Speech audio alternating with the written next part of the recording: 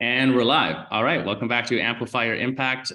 Quick question. Have you ever wondered why some online yoga courses click and others just collect, we would say, like digital dust? They just don't work.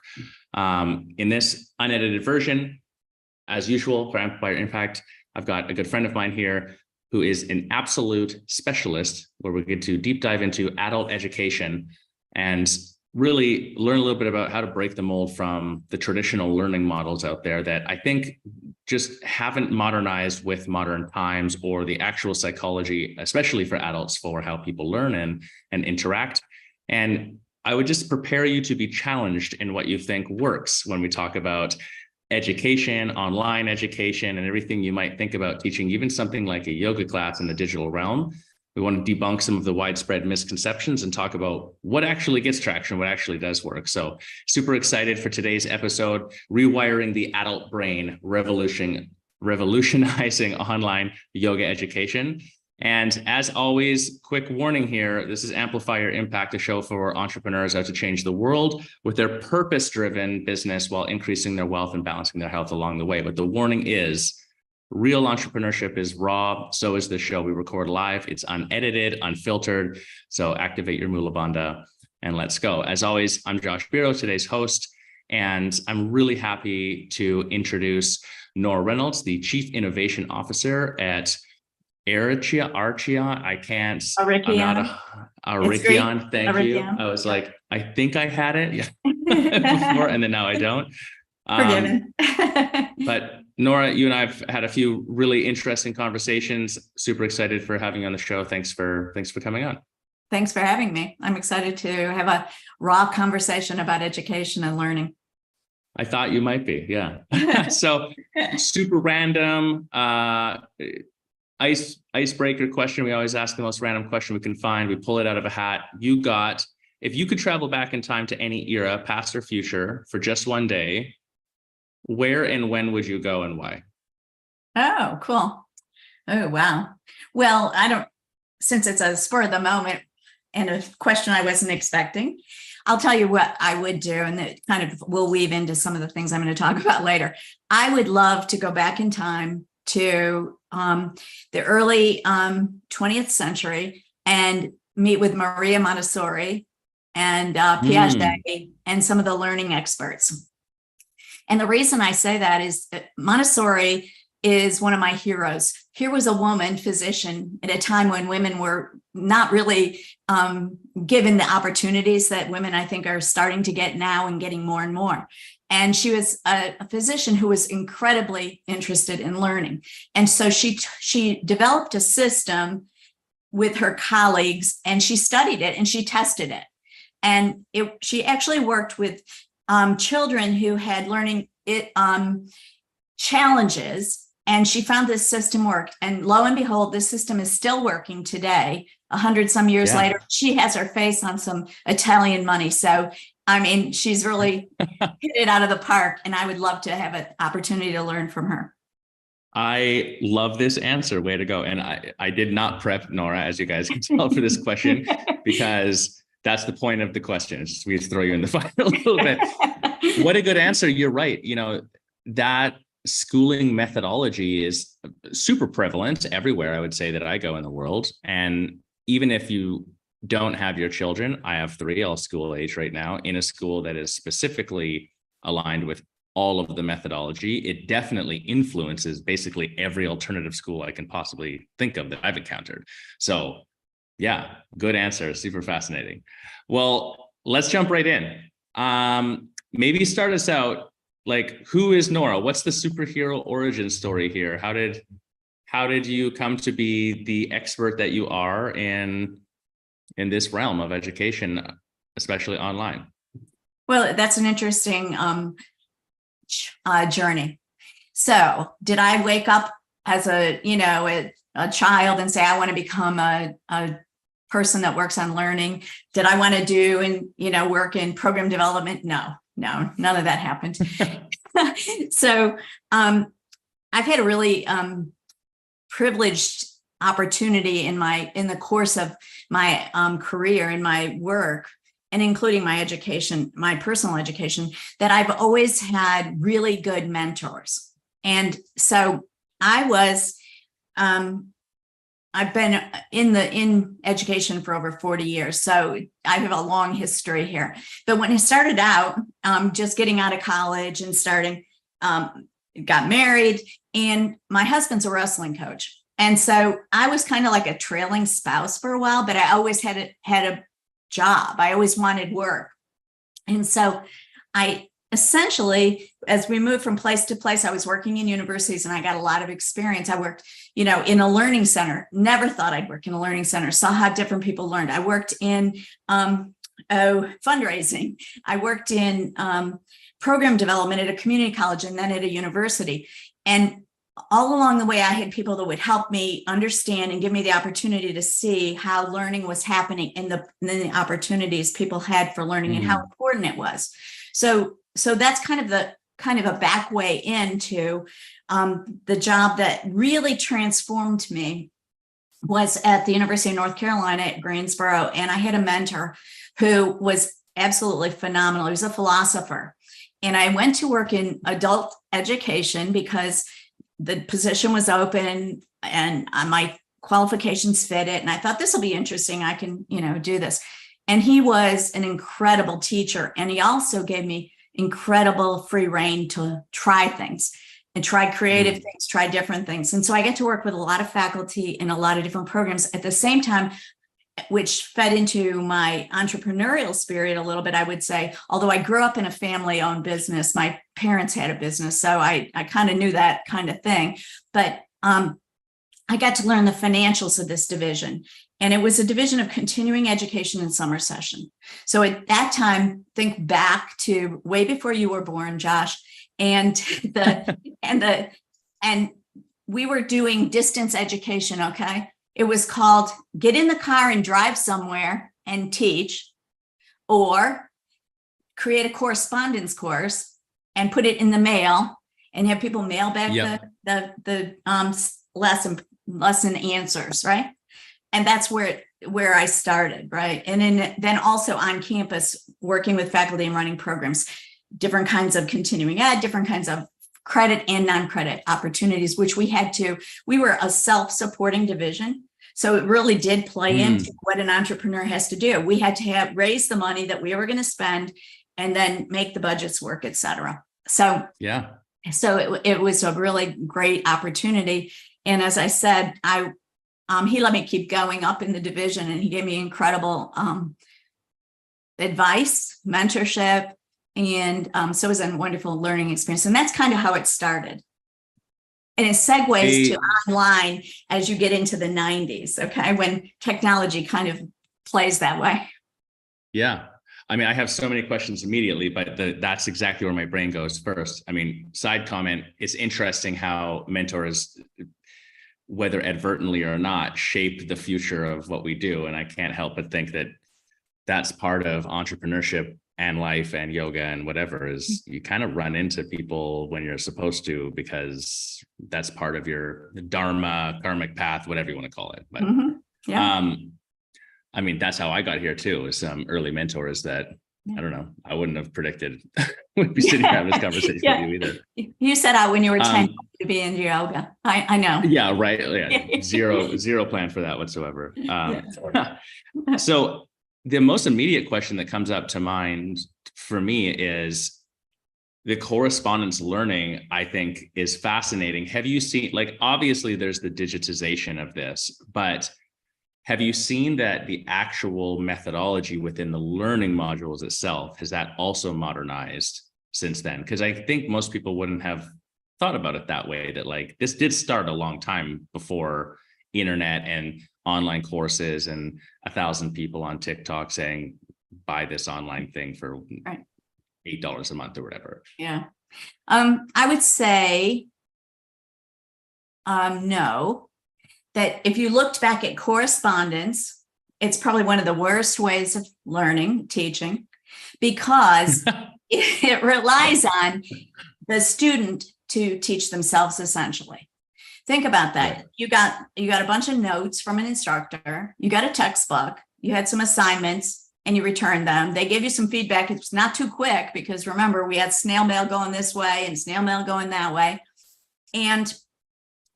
But what I would say is it does mirror a lot of what, unfortunately, I believe we still do in education, which is we try to open up the brain and pour in some knowledge and then ask the individual to spit it back out at us. And I think that's, that we have not moved far enough away from that, both in person or online. I think that there's been too much of a replication of that kind of learning, although there's a lot of good stuff that's evolved out of that as people have really seen what can work and what can't. And so when you think about Montessori, and when I talk about her, she developed these hands-on manipulatives for kids, and they were self-correcting, so they got feedback right away. And there was a small class, but there was always a teacher giving feedback, and this child was, self-motivated. So when you're in a correspondence course or you're in an online self-paced course, you better be motivated. Unfortunately, in online, the completion rate of self-paced online is abysmal. It's embarrassing and infuriating, and it doesn't have to be that way. So I would say we take a long time to really evolve our processes and methodologies. And I would love to say that that wherever you go, and you go into university or public school or private school, you're going to get this wonderful experience, and it's going to just be this incredible learning experience. And I don't think that's necessarily the case, unfortunately. I think that's probably not the case, but it can be better. So when online started, it was very much like correspondence, right? You put up a bunch of content, you put it online, and people could get it.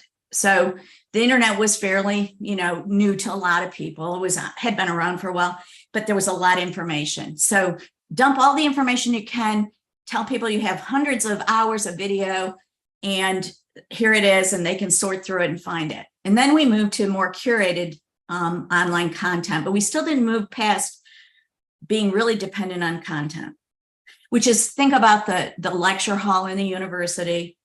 Mm-hmm. You go in, you sit in there, you get told a lot of stuff. You take some notes if you're any good at it. Come back out, you have an exam, you write a paper, whatever, but you read a book. But again, it's kind of that one way kind of learning. The internet gave opportunity to open that up. The best, if you think way back to the Archean time and the classical Greek time, and those philosophers that you read about now, you think about one-to-one coaching, mentoring. So you had someone, if you were privileged enough, you had a private tutor, they brought you through, and it was a one-to-one. So they could react to you, and it was a dynamic interface. But when you go to groups, that changes, the dynamics change. So we had just content, then we had curated content, and then as everybody was doing gaming, and gaming was huge, and people said the attention spans are terrible, they're so short, people don't want it, can't focus. Then we moved to, it should be I'll call it edutainment. We should give them gaming. If we just put some gaming in, some badges, some whatever, people will learn better. Right. We've transitioned now to what I would say is more of a transformation. People expect to have transformation. The content on the internet is vast. There's everything. If you just, if your sink breaks and it's spewing water into your kitchen, you can run to a Google YouTube video and you can say, how do I stop that? That's in time learning. You're very motivated to do that. But if you sign up for a course, you may or may not be as motivated to actually go in. So there's an opportunity now to do what I call transformation, less content, more activity, more back and forth feedback, because the technology has really afforded us the opportunity to do some really wonderful things if we do it, if we structure it. I get what you're saying. I think back to the first online course I built myself, and I would have been guilty of exactly what you're describing, where it was like the value proposition was how many hours of video and how many files were incorporated into it. And guess what? Like barely anyone bought it. And to this day, like the content in it conceptually is good, actually, but that doesn't matter. You know, it wasn't consumable in the appropriate way for people to actually do it. It's funny, actually, one of my coaches was one of the first people, I think she was the second person who purchased it. And she was maybe the only one that completed it in its absolute entirety and then got a lot of benefit from it. But like, she's a uniquely motivated person that way. Yeah. Nobody else, I think, went. So we pivoted away from that altogether. But I love what you're saying about transformation as well, because I think also for myself, the most recent online course that a colleague, Mara, and I purchased was one for Google Analytics because of the switch to the new Google Analytics system. And it was pretty dry, but I'm like, I want to understand this at depth or whatever. We maybe got through half of it, but we knew that it was going to be a struggle. So we like purchased it together and had an accountability meeting where we would just sit together on Zoom and go through the course and try to do it. And even then, you know, it just wasn't, it was just information overload, big dump of everything. And the transformation part being, my objective with the course was to transform to knowing how to do this and then doing it.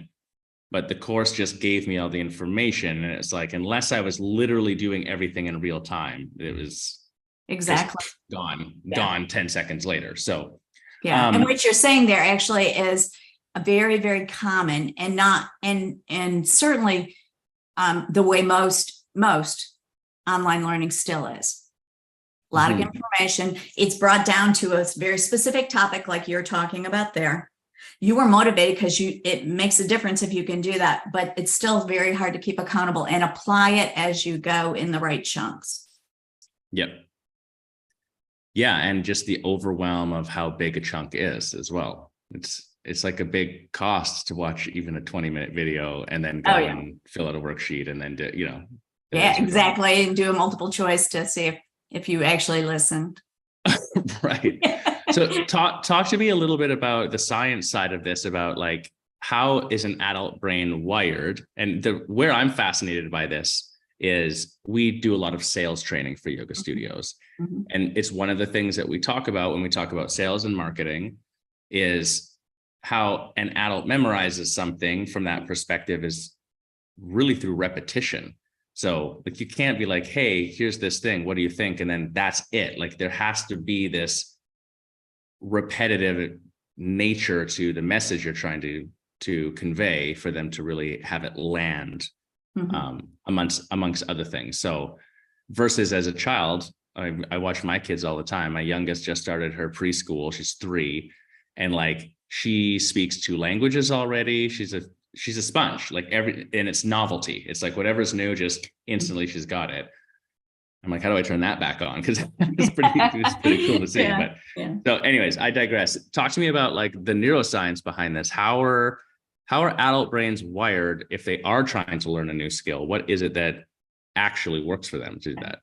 It's interesting, Josh, because I may not give you the answer you're thinking, that oftentimes, and I was in this industry, right? Adult learning, right? And I don't know that the process is any different between adult and child. There are some factors I think that are different. For example, the adult has a lot of competing distractions that the child may not have. And so the child's brain is developing. Yes, certainly there are neurological differences, but everybody kind of builds from what they know already, and adults do the same. And that child is doing a lot of repetition too. Think about how many times you read that same book over and over to your preschooler. Right. And so there's a lot of repetition in there. And so they're getting a lot of that. 480,000 is the answer. Yeah. Yes, there you go. So you know it and they know it. And so there is a lot of repetition, or they're trying to climb and they're learning something and they do it over and over and over till they can get it. Well, the same is for adults. Now, there are differences when it comes to motivation. I don't think a child says, I'm really motivated. Now, sometimes they do. I really want to be able to swim, or I really want to keep up my older sibling. So I'm going to really work hard at that. But adults' motivation, where a child's motivation be more extrinsic, more from outside, maybe, who knows? Adults, we hear adults are just intrinsically motivated. They don't need that external. I don't see that true. I think you need, I think you both need that. So I think when, from a theoretical standpoint, if you look at learning and you look at skill development, not just knowledge acquisition, because I think there's a difference. And when we're talking, we're talking about your Google Analytics and wanting to apply it. You needed to apply it. It was a skill you needed to learn and apply. Then when you start talking about that, the process is pretty universal, child or adult. If a little kid wants to learn to ride a bicycle, they keep doing it. They take little steps. You might be holding them back. If you want to learn Google Analytics, you need to apply as you go the information. Now, I think the when we look at adults now, I'd say our time, our ability to stay time on task focused is not as long as it was maybe at a different time. A child has a pretty short, you wouldn't sit a child down in front of a 30-minute hour video and expect them to learn it. Maybe a movie once they got used to doing that. But adults, even a 20-minute video is a lot for an adult to sit and consume and then not apply right away. But everybody needs to have some information, a process, and a plan of content that's brought down, not too much, and focused on what the end goal is. So if it's a skill you want to develop, then you work towards that skill, but you're still going to give so much information, not too much, have them apply it right away, give feedback as quickly as they can, both from their own. Adults can do self-feedback. They can also do, if you do in these cases with multiple choice quizzes, you get immediate feedback, you got it right or wrong, but a coach to give feedback on your assignments is really critical. So the human connection is very important in learning. And we need someone who knows more than we do and has a process in place usually to actually move forward more effectively and efficiently in learning. So that's what I would say. But that process, I think, I would say Maria Montessori was using it, and we're still using it if we do it the right way. Right. This is a good challenge. It's not necessarily different, but I love the intrinsic, extrinsic motivation. Like that's kind of an epiphany actually around the learning side. We see this in coaching. There's a yoga saying out there that says the biggest problem is no problem. And when we're coaching, sometimes it's not that common, but sometimes we encounter an owner that they have a desire to grow their business. They have a desire to make more money. They have a desire to help more people, but then they're very slow on implementation or just refuse to implement things or don't want to change something. And my personal opinion after over a decade of that sort of experience is those are more often than not owners that they don't need to, like the two ends of the spectrum are an owner's business gets so big that they have to really get smart about the business operation of things, or the stress level's too high and they have no personal life because they're really doing well actually. Or they're in debt and going to close their doors and lose their house. There's a big fire under that person's ass. So in either case, they're a great client to work with because what happens next is fast and strong. It's that in between, I make a little bit, it's not that stressful. And I'd like to grow it. So maybe let's do some but then they don't do anything. Right. That's that motivation part. You don't have to do it. And so that urgency factor yes. is really important. And so with adult learners, the best place to be is coaching them is when you have an urgency factor. They want to, they have to, they need to. The stress is so big, the debt is high, whatever. How do we? But if you went in and you just berated them, oh, how could you have gotten to this place? And gave them the world to solve overnight, it wouldn't work. So you chunk it down and you say, okay, let's tackle this. Now we are going to do this, and this, and here's what, and I'm going to be there to help you get that as you progress through that. And I will give you, feedback and insight as you do it.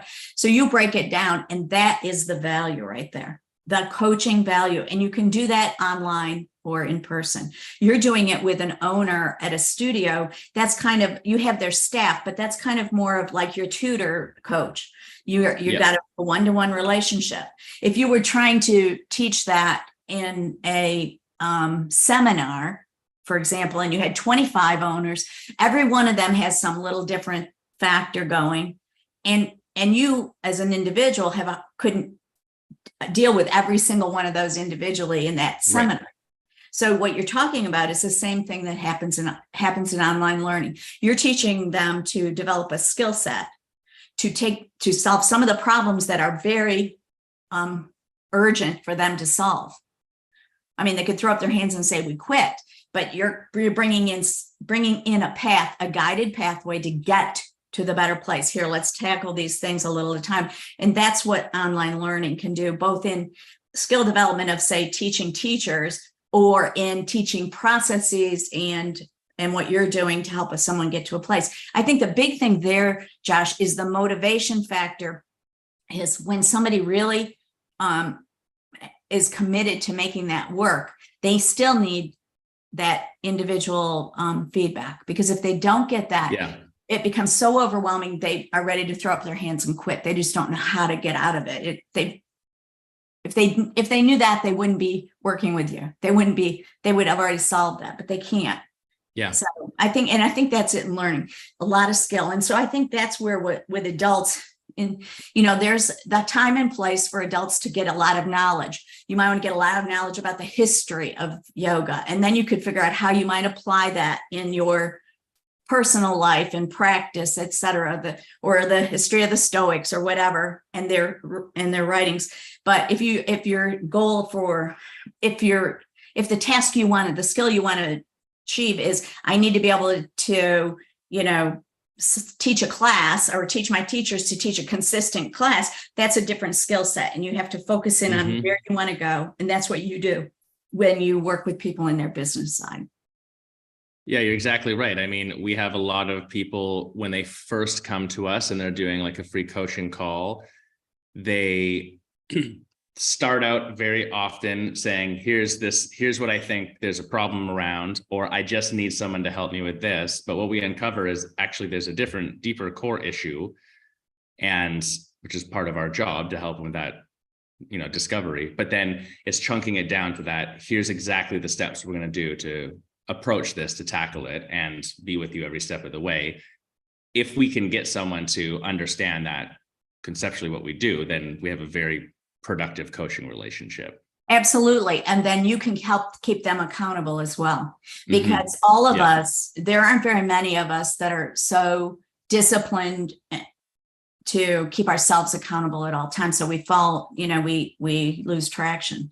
And so you can keep them accountable, and that makes a difference. And so that's a different environment when you are working with someone that way than when you're doing a group mastermind, where it's more of a fluid back and forth with talking more generally about things. When you go into that studio, and I know you guys go in on the ground with studios, when you go in, that's a different kind of commitment than if I sign up for your program and you have a lot of wonderful information, but I'm not really held to the fire myself. I can't hold myself to applying that and chunking it down.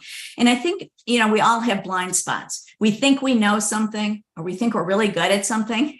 And then we find out, well, maybe we weren't. We kind of tell ourselves we were, but we're not quite there. And it takes someone that we can respect, and we really have a motivation and urgency to want to solve a problem. And then that person can help us. And coaching is not just cheerleading. You know that.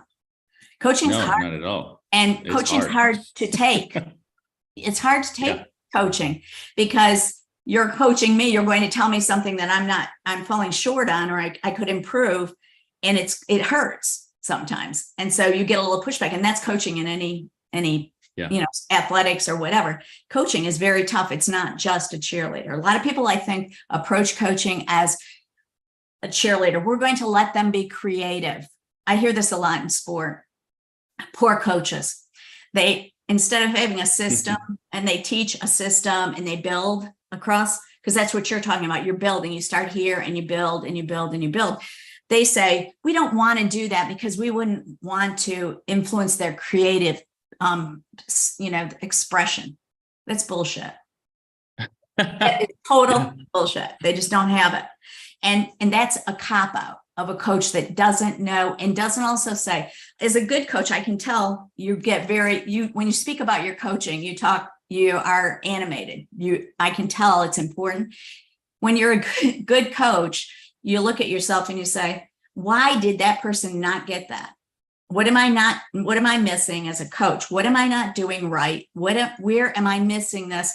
Because I need to look and see. A coach has an ego, but it's an ego that says, I can make you better, not I can, how good I am. And the really good coaches do that. I love what you're saying, because I find the coaching industry, and I'll bring us back to something else you said earlier too. Right now, there's like this little bit of backlash against the generalized online coaching industry because there's so much bullshit out there, and just like this weird like pyramid kind of schemey stuff where it's like, I'm going to coach you how to turn your skill into a business, but then really it's coaching you how to coach other people, how to be a coach. Like, it's just this very odd thing. So it's finally like people have caught on, because it's what you're saying. It's like, it's just knowledge, and it's really more about them propping themselves up rather than them coming from how can I really help the person who's hiring me to coach them. To that point, when we look at education and online too, why?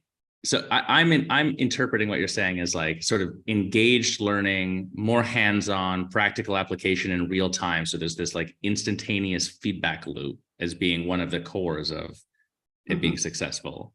Yeah. Why doesn't everyone just do that? Like, why isn't that?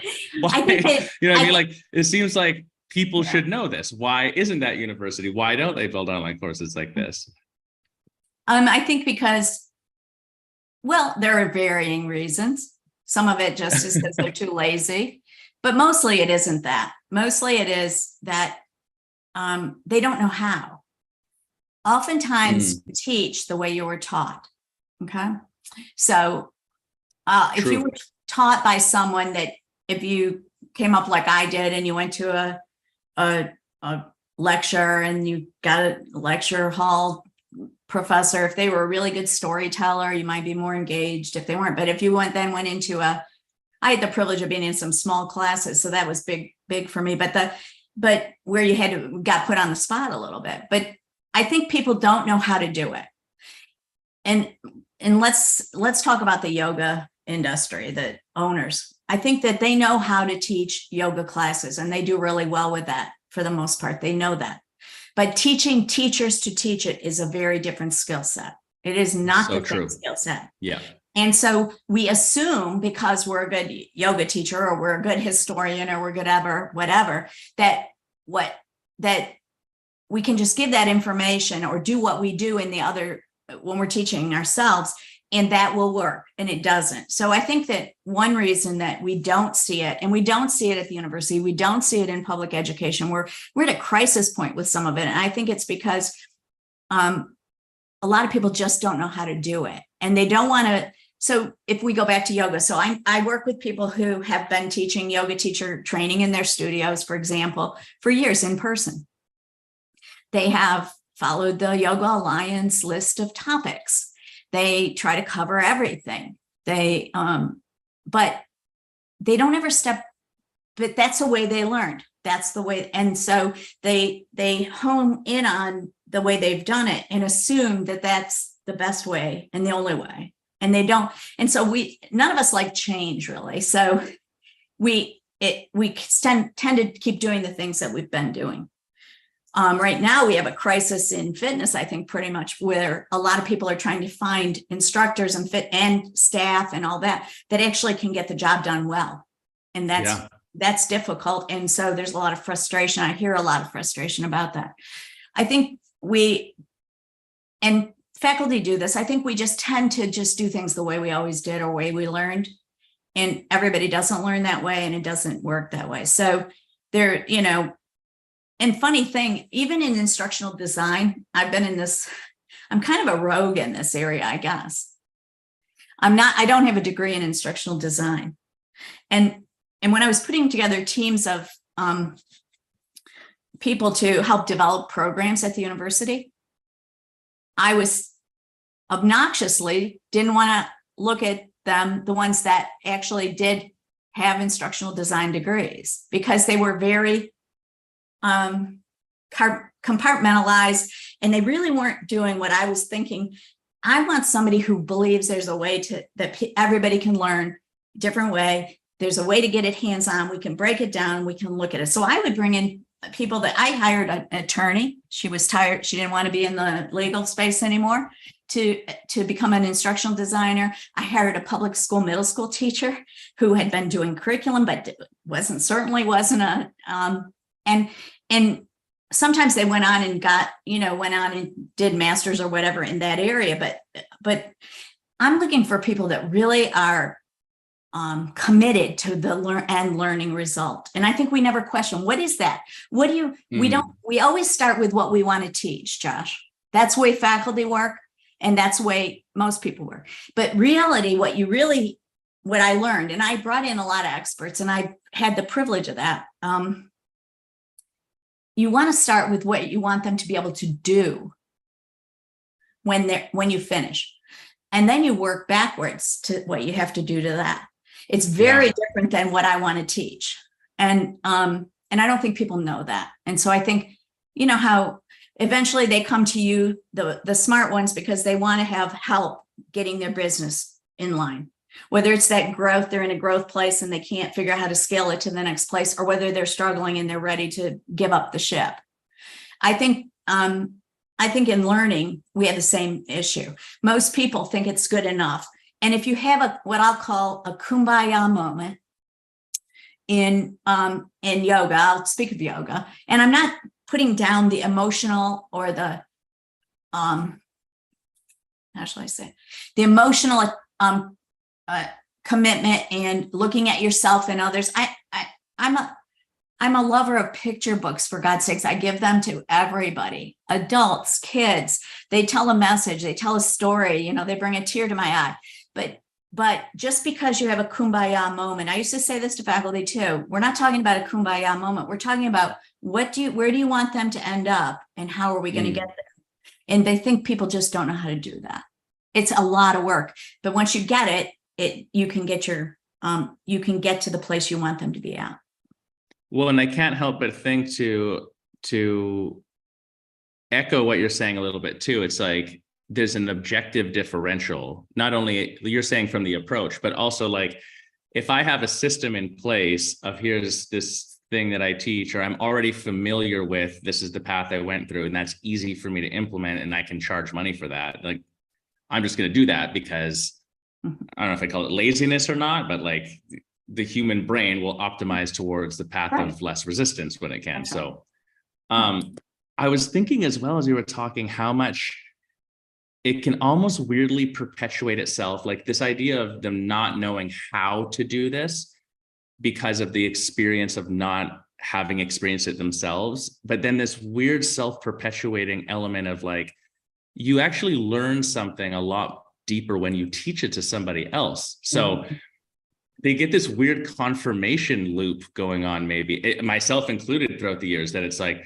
well, yeah, now I just taught it to you the way that it was taught to me, but now I understand it a lot better. Why don't you get it? You're like, well, because that's not how it works. Yeah. So, that is one of that is true. Yeah. When you teach something, you learn it better. There is no question about it. And that's why if you're teaching skills in your studio management piece, or you're teaching them to teach teachers or fitness instructors or whatever, they need to do it. You can't just have them watch it. I see a lot of programs that say we're going to have them do, this many hours of observation. That may be good, and it doesn't hurt anything, but it won't get them to be able to be a better teacher. What the observation is usually better when you're really an accomplished teacher, and then you can learn how to, and that's a skill in itself, learning how to observe, what to observe. And that can come later. But when you think about it, like if you're going to learn to swim, you have to jump in the water, get water up your nose, you have to practice, you're going to go under, you're going to sink, you're going to, nearly drown, you're going to keep doing it until eventually you get it. You cannot watch it. You cannot watch the Olympics. You can't learn to swim by watching the Olympic swim. No, you cannot. If you're an expert swimmer, you may watch the Olympics and pick up some very nuanced something that some elite athlete does. And as a coach, you might say, you know what, I saw that, but most of us aren't elite at that level. So you have to have a combination of a little bit of information, like we said, not 20 minutes, short, instructional, let them practice, demonstrate it, get feedback, and keep going. The other thing I think we do in education, we do it in schools, and we do it in fitness training for teachers. We do it topic based. So we say we're going to, and the bodies that kind of loosely govern these things, that's how they present it to people. They say, here are the topics I want you to cover. You should spend this many hours in these areas, or something like that. Like the university does that, you get 3 credit hours here, whatever. Yep. And you might get a linear approach. So if I'm teaching history in just a chronological fashion, I start, U.S. history, I might start with the discovery of the Americas and move forward through the Revolution and whatever. But when you really dig down, it's a much different look at history. The same goes for teaching. When we prime them to say, go to Yoga Alliance, and I'm not trying to diss Yoga Alliance. I think they do a lot of good things, but the way they set up teacher training, and they're starting to move a little bit off it, but they're slow to actually move to competency. They talk competency. They say now identify competencies, and you have to, but they still have that topics list. So if you think about, I'll think about like middle school, or I was called junior high when I was there, and you had a textbook, and you read the chapter, and at the end of the chapter there was a series of questions, and this one was on science on bugs, and the next one was on rocks, and the next one whatever. It's not the way life works. And when you're teaching when you're trying to learn a skill like teaching yoga, it doesn't work that way. So this is another structural flaw, I would say, in how we approach teacher training, is that we oftentimes let's teach anatomy this weekend if you're doing weekends. Next weekend, we'll focus on the postures, and we'll do that. The next weekend, we'll talk about, the history and philosophy, and maybe some of the, the ethics and whatever. And it never connects. The dots don't connect. As learners, it's an exceptional learner that makes the connection between the dots. We have to give them the opportunity and present a case to them that the dots get connected, so they start seeing it.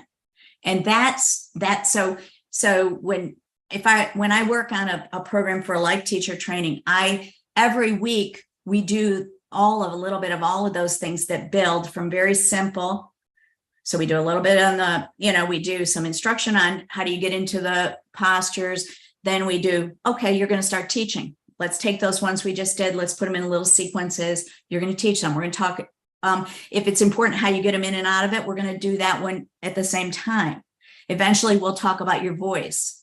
And then and then how do we sequence? But we build on those. And I think that one of the things we don't do effectively in most education and learning is we don't build and have a process that goes and builds, and we can see it. So when you start from the end and you want them to be able to teach a 60-minute class or whatever, you went through the Bikram stuff. You guys were drilled and drilled and drilled and drilled and drilled.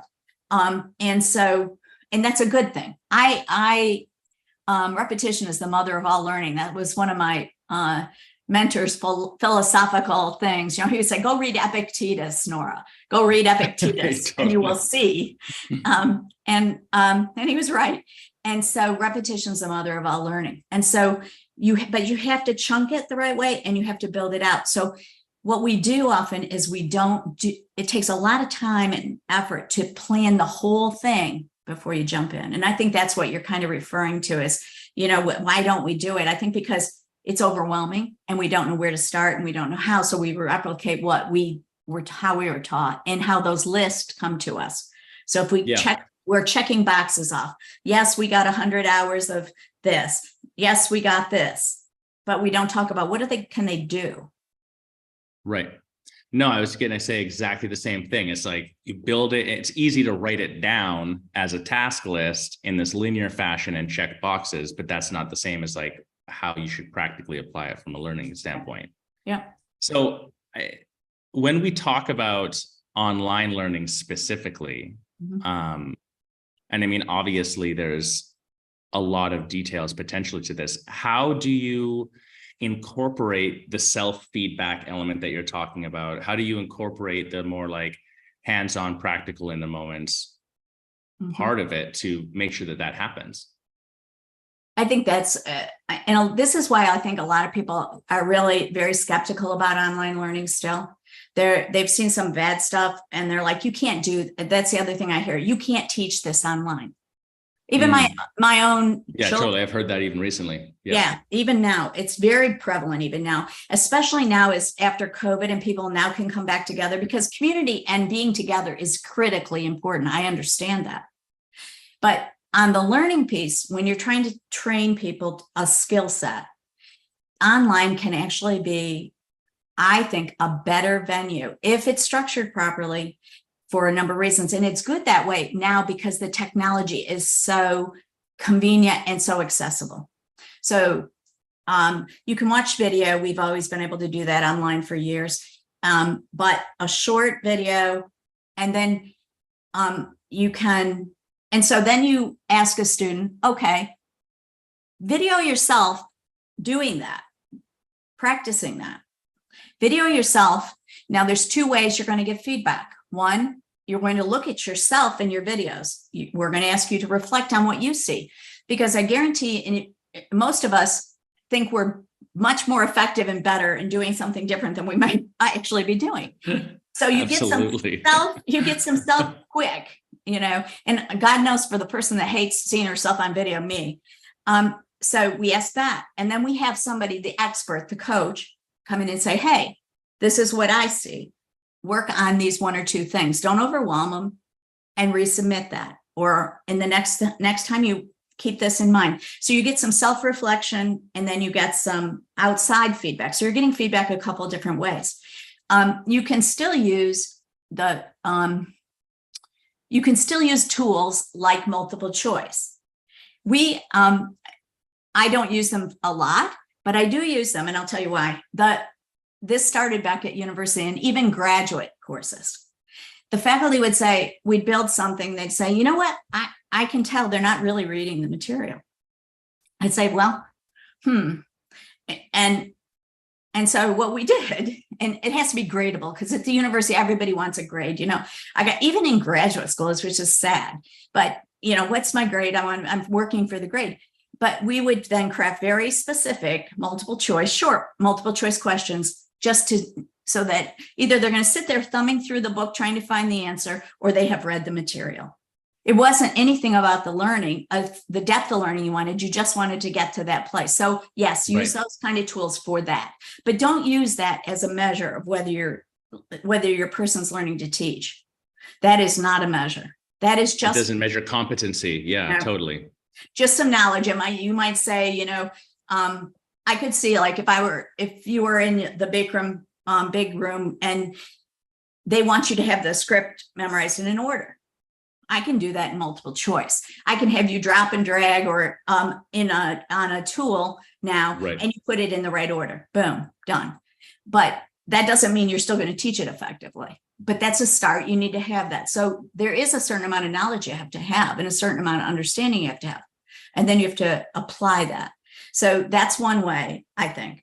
The tools are so robust in some ways and accessible again. Everybody's got a smartphone. Everybody, so you get the feedback from instructor. You give self-feedback because you can see yourself doing things and building, which also gives you confidence. Because one of the things teaching teachers to teach, and I think this happens a lot, why a lot of people go through teacher training and never teach.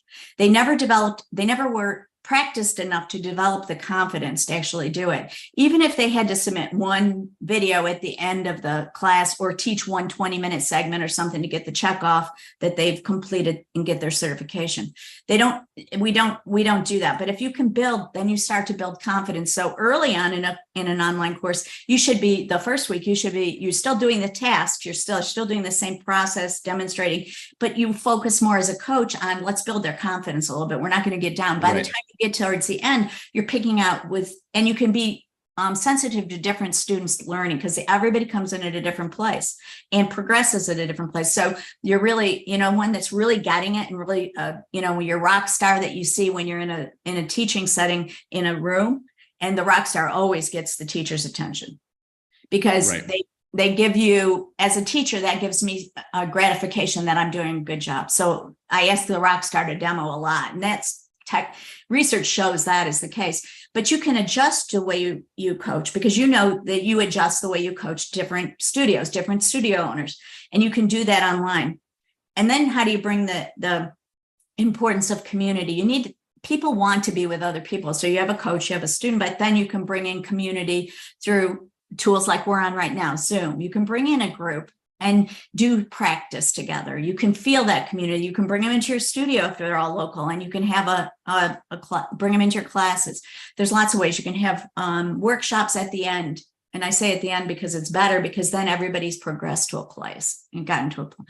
So there's lots of ways to use the technology in a way. And I think this is where we fall short in online, and why people are like, oh my, I hate it. It's boring. I can't make myself do it. I have signed up for courses and don't finish them. And so I think we have to, if we structure them the right way, with the right accountability, with the right people in place, then we can help someone get to the finish line of this piece. And they will build confidence, and they will be able to do what you're set out to, because you're going to find a way to get them to that competency at the end.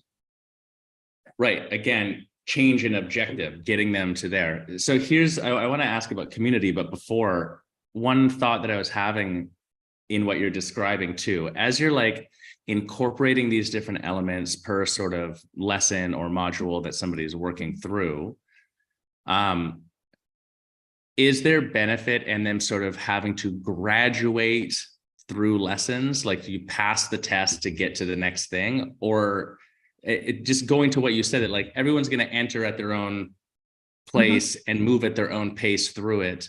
Should there be some sort of like test to graduate before you can move to the next thing? Or is it like you just kind of keep rolling through and it all comes together by the end? It's a great question. If you structure it the right way, you are testing all the time.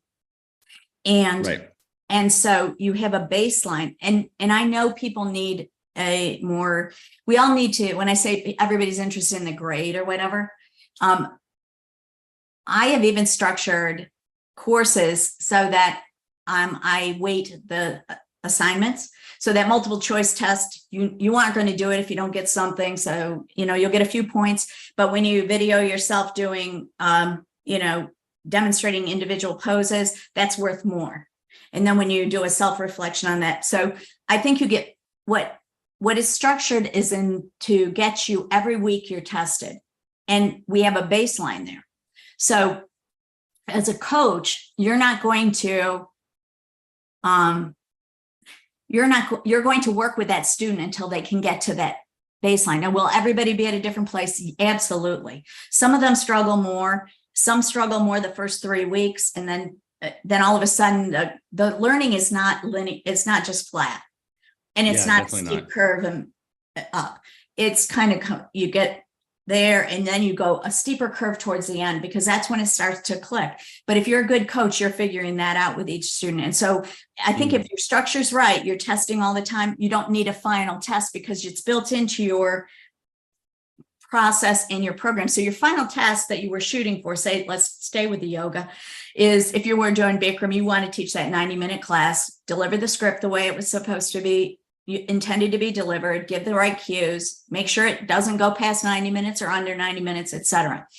Well, that's the test. And by the time you finish that, you will have accomplished everything else, if it's structured the right way, including in, you can teach the sequencing or whatever in the same fashion, you build it across, but every week should be that way. Now, what happens when you have somebody who either does not doing the work or is struggling mightily, really struggling? I personally, I would put a separate tutoring on them a little bit. Sometimes it just takes a couple extra times. You bring them on Zoom. We're talking online. You bring them on Zoom and you work for 30 minutes with them individually. And sometimes or have one of your other coaches do that with a specific goal in mind for that session. And sometimes that's all it takes. And then they start to catch. But if they're not doing the work, then that's a different thing. You get on, you try to get them motivated to, do it. And you're not going to pass if you don't do it. But I also think if it's a really abysmal assignment that's been submitted, that video or whatever, you can ask them, hey, can you redo that one focusing on these things, and resubmit it.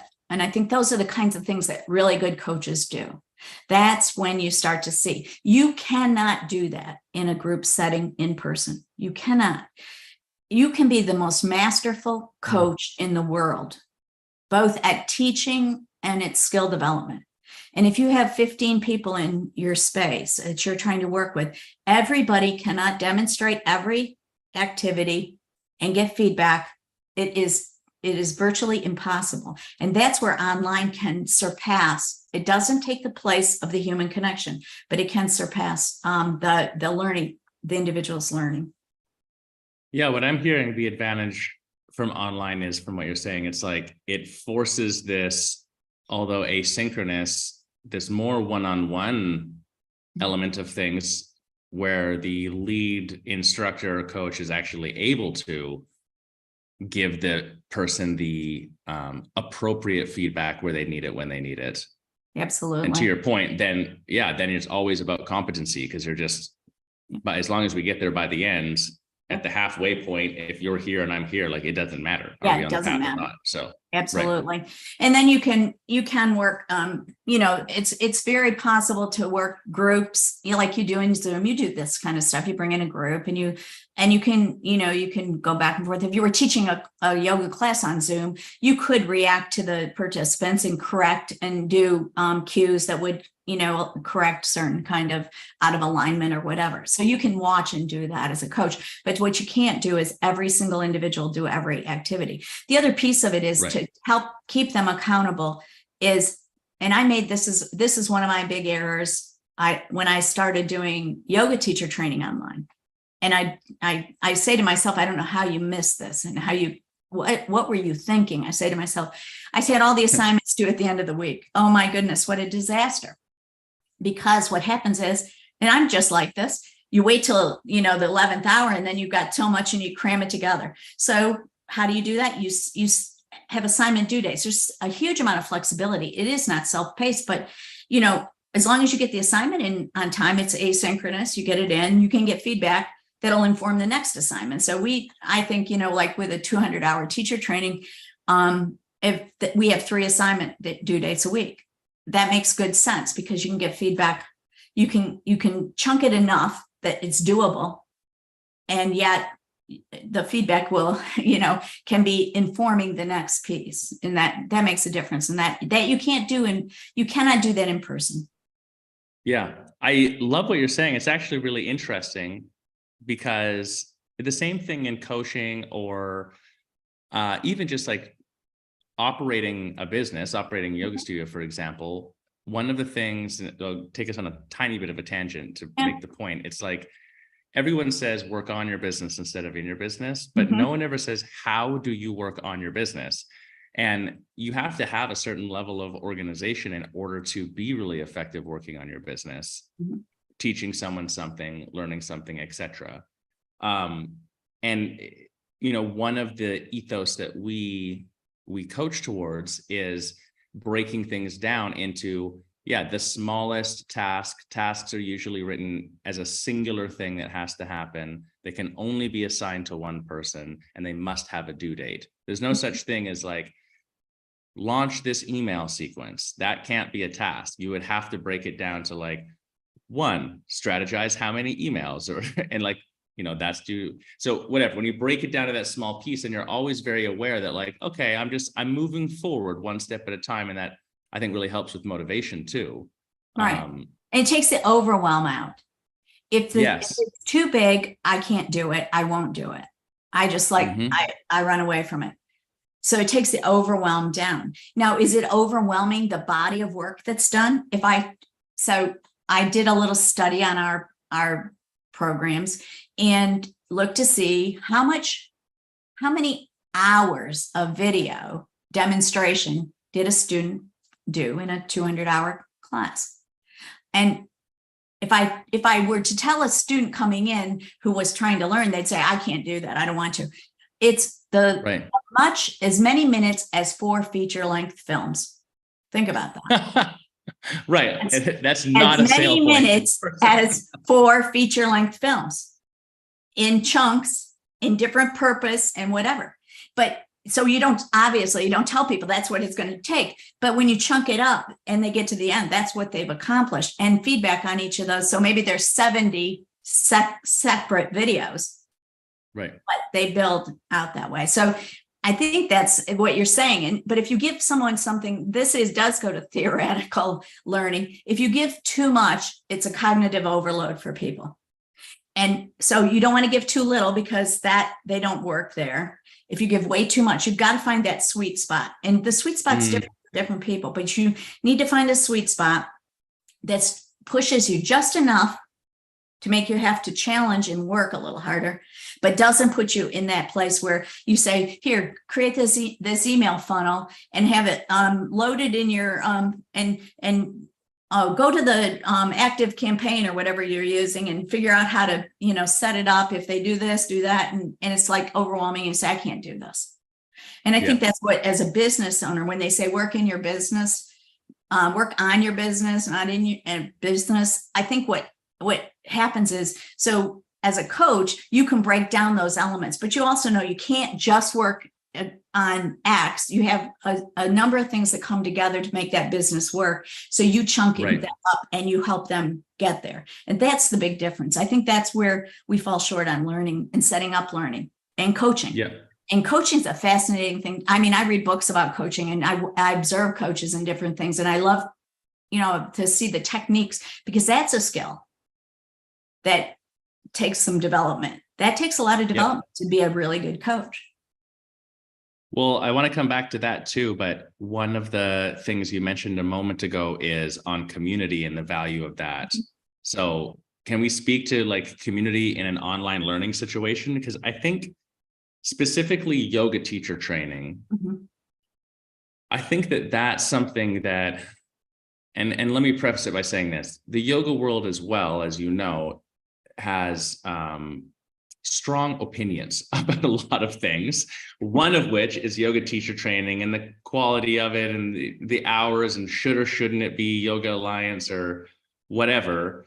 And one of those strong narratives is that, you shouldn't really, like, yoga teacher training shouldn't be an online learning thing. I've heard people straight say that. I don't agree, but I see why they're saying that, because if you can do like whatever, a yoga international course for $100 over a weekend and watch 3 videos, and now you're a certified yoga teacher, like that doesn't mean anything. It makes a mockery of the whole profession. It does. Yeah, it really does. So that's, I think, where that's coming from. But one of the other things that I hear commented on is that the value of a yoga teacher training in person is the group cohort moving through the training together. So is that really the value of the community part? I don't know what is that value point, and like, how do you translate that to an online platform? That's a really important part, because as humans, most of us are social beings, and learning is social too, in a lot of ways.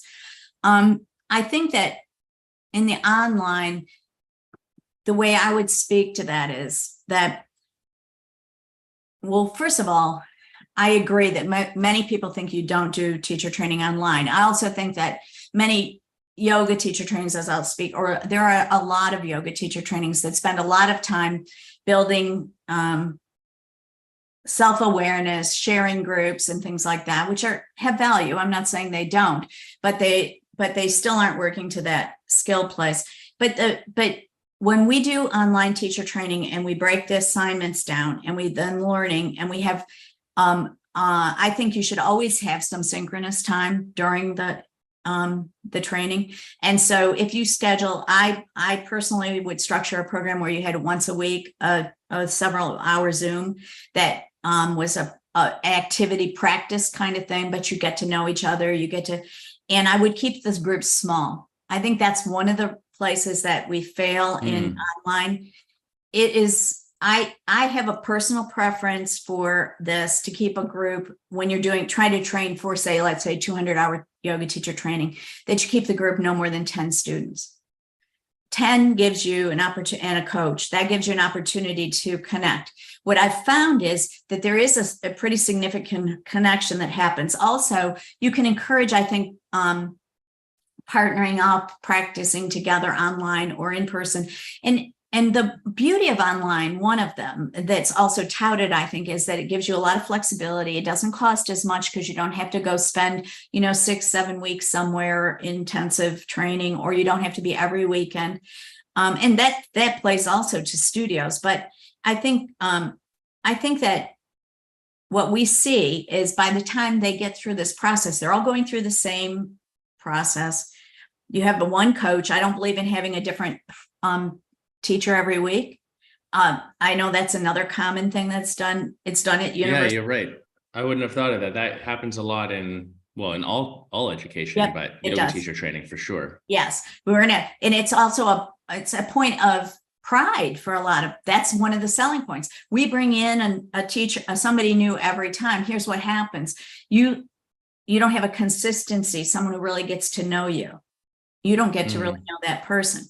So I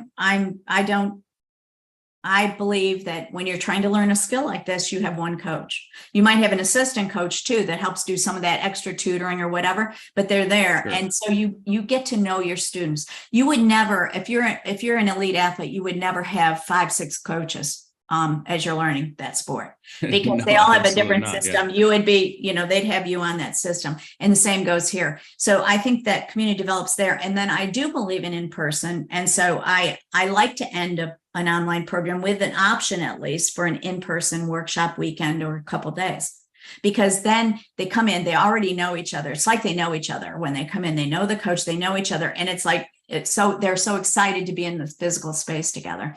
But, the community is important and connections are important. And so you get it between the coach and the student, you need to get it between students, and you structure that in your program, structure it as not an option, as we're doing this, Yeah. and how we do it.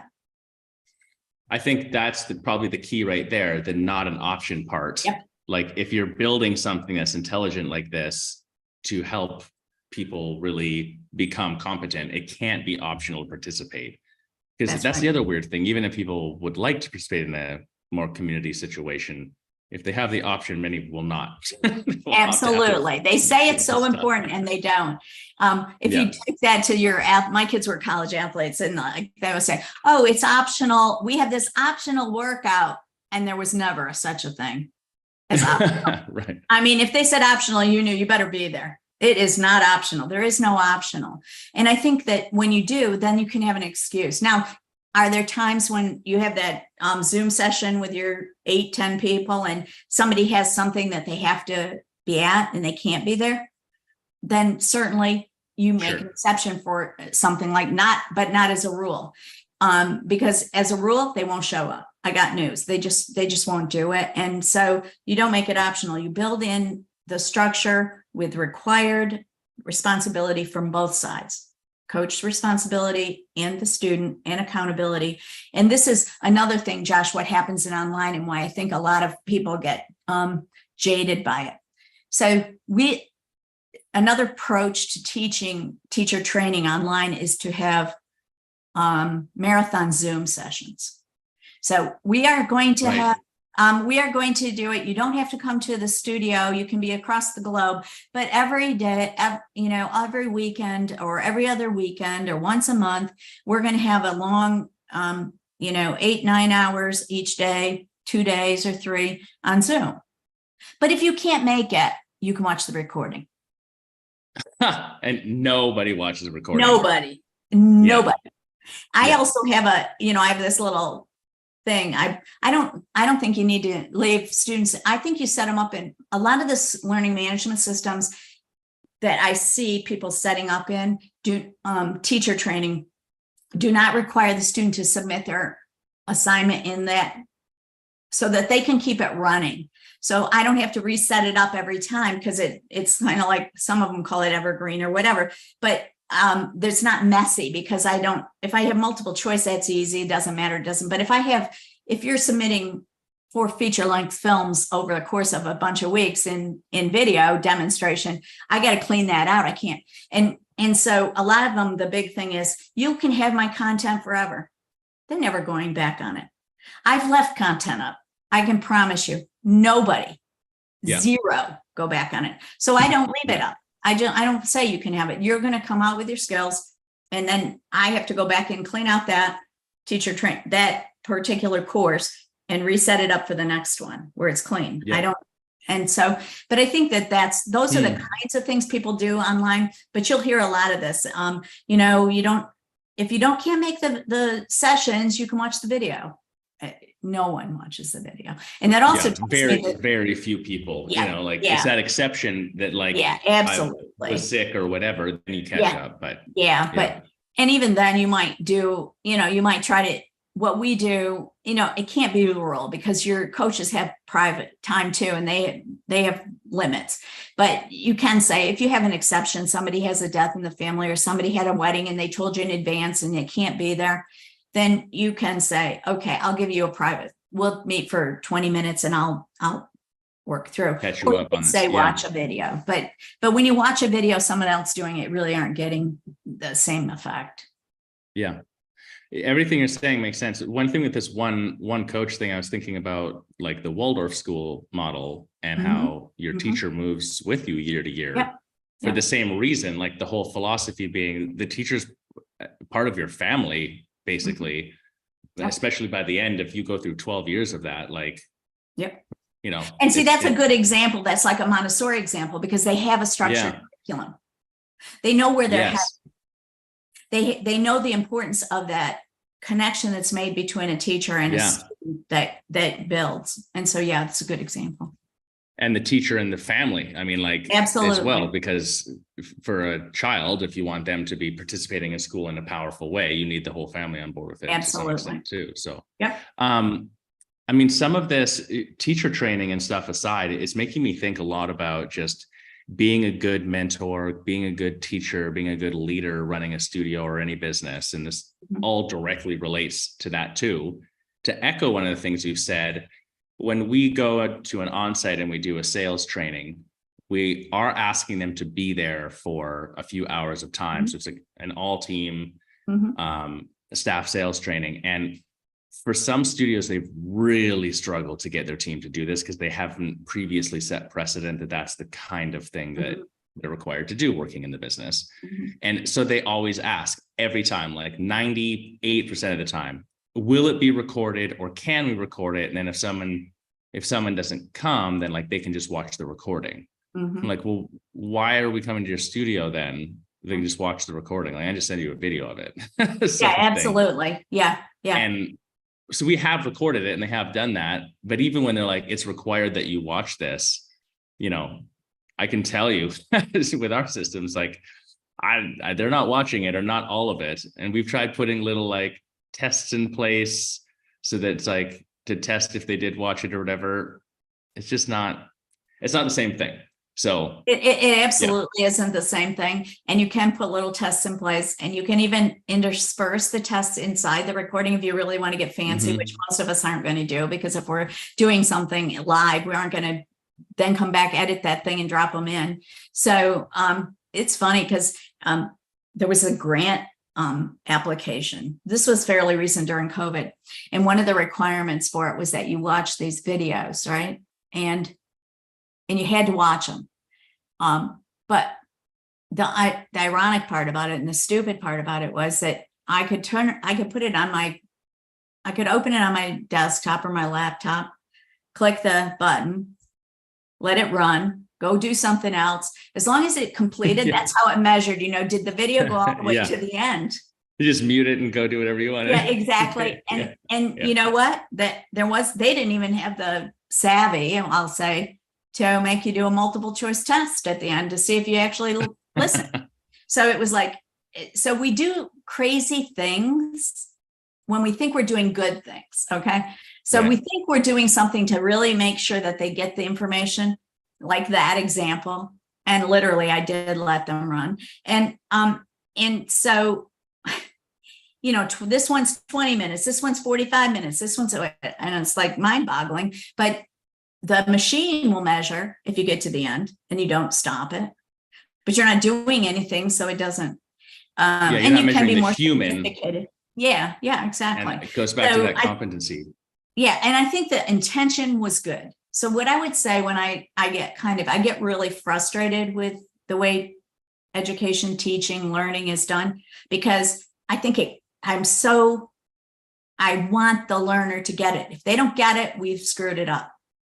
I don't care what, if you do yoga teacher training or you do sales training or whatever, and you don't get it, and you can't apply it, I've got to come back. What am I not doing? But I think that the intentions are always probably good. I just think, and it's same with an in-person, when they bring in new teachers for every, an expert in this and an expert in that, an expert to give information, their intention is good. Yeah. The problem is that you have to decide, what is it you really want the end result to be? What's the transformation you're looking for? Is it just that they have heard a bunch of information and get some more knowledge? Or is it a skill you want them to be able to apply? And I think there's that our intention's good, but we don't know how. So what we do, we mirror what we've done, or we take it's overwhelming. Let's face it, it is a lot of work to build a really solid curriculum. But once you build it, like the Waldorf school, like the Montessori, then you can repeat that, and then you refine it, it has a length of time that it can hold if it's done really well. Right. But you don't even know, when you do face-to-face and you bring in experts to teach different elements, typically you don't even know if it's going to be consistently the same. Even with your own teachers, you do not know if you're going to get a consistently the same delivery and whatever. So if you can structure that and then which online will let you do, if you can put it all there and have all the structure in place, you have the content in place, and you bring in the human to be to connect, to give the feedback, then you have taken all of that, the amount of time and work it takes somebody to go in. If I'm prepping and I'm going to go in and deliver a workshop weekend at a studio, I have to deliver that. Then I also have to give feedback. I also have to, respond if things didn't go, and I have to be flexible and enough and adaptable to be able to make a change if I need to, because we need to spend more time here than there. But when you put it in this other framework, what you can find is that you can take that off the person and let them do what they do really well, which is to coach and give the feedback. Yeah, because it's a different skill. Actually, our summit, which is a couple of weeks away, it's our annual visionary retreat.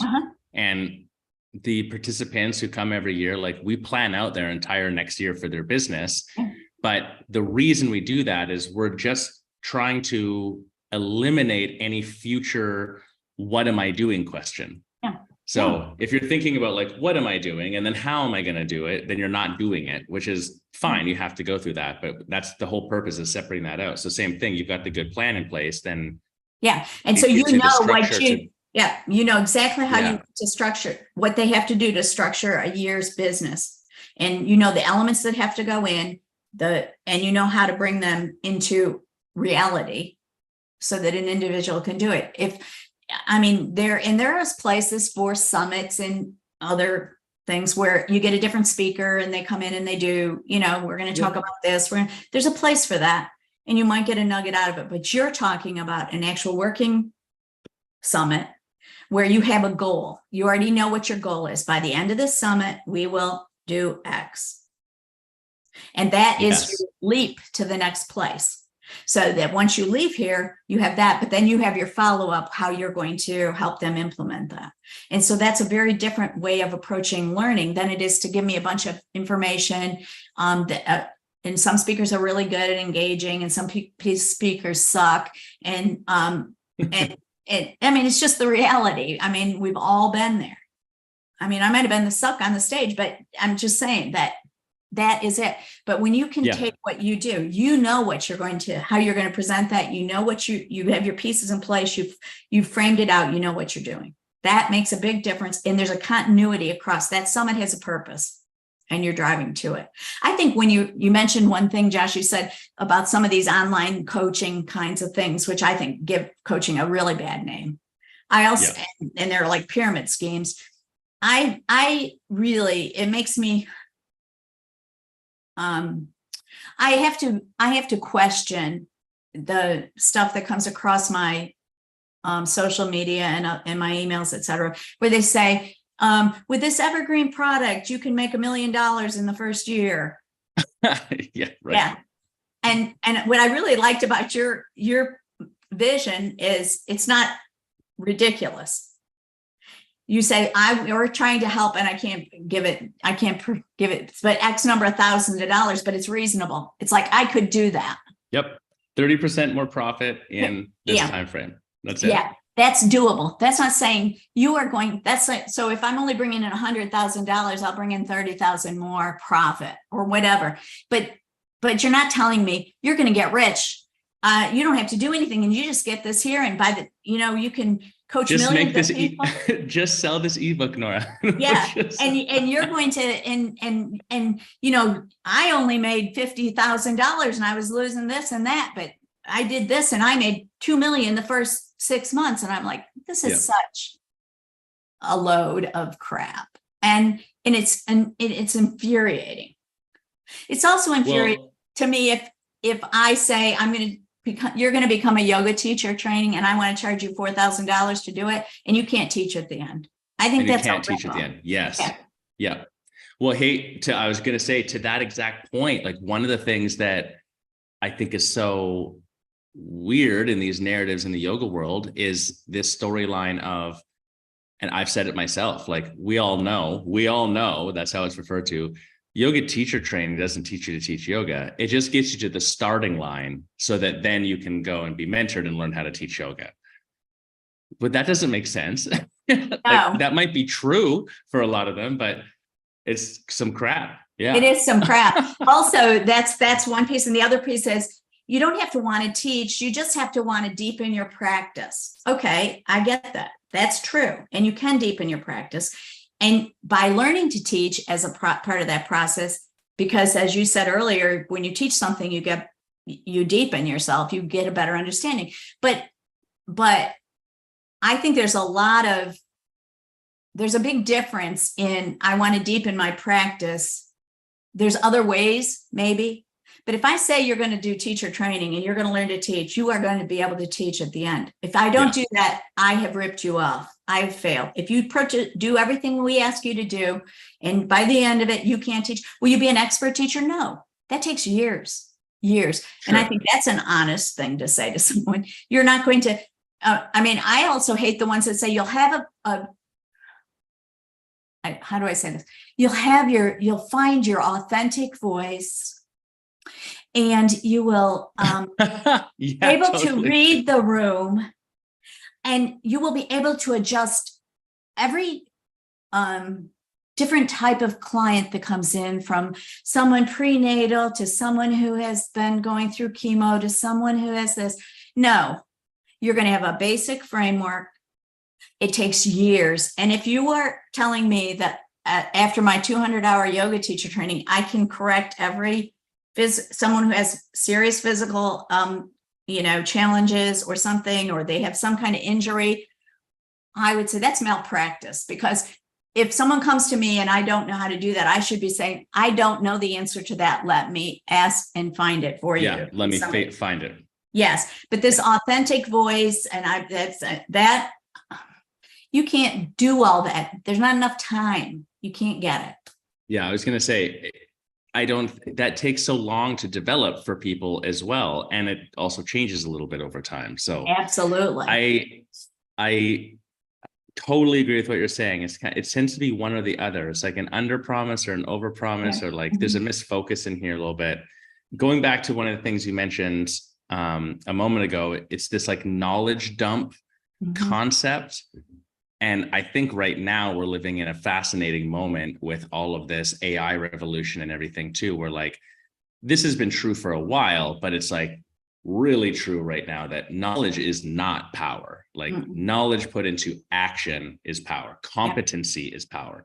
So I think for the first time, we're going to go through some pretty tumultuous changes around education, but entrepreneurship and all these things where like what you know is irrelevant. I actually know quite a few people, and no shade on them, that are very well read, lots of degrees, highly intelligent people who could sit and talk and postulate all sorts of things with you. But then in the end, it's like about business or whatever, and entrepreneurship. Like, cool. Like, what business do you own that's crushing it?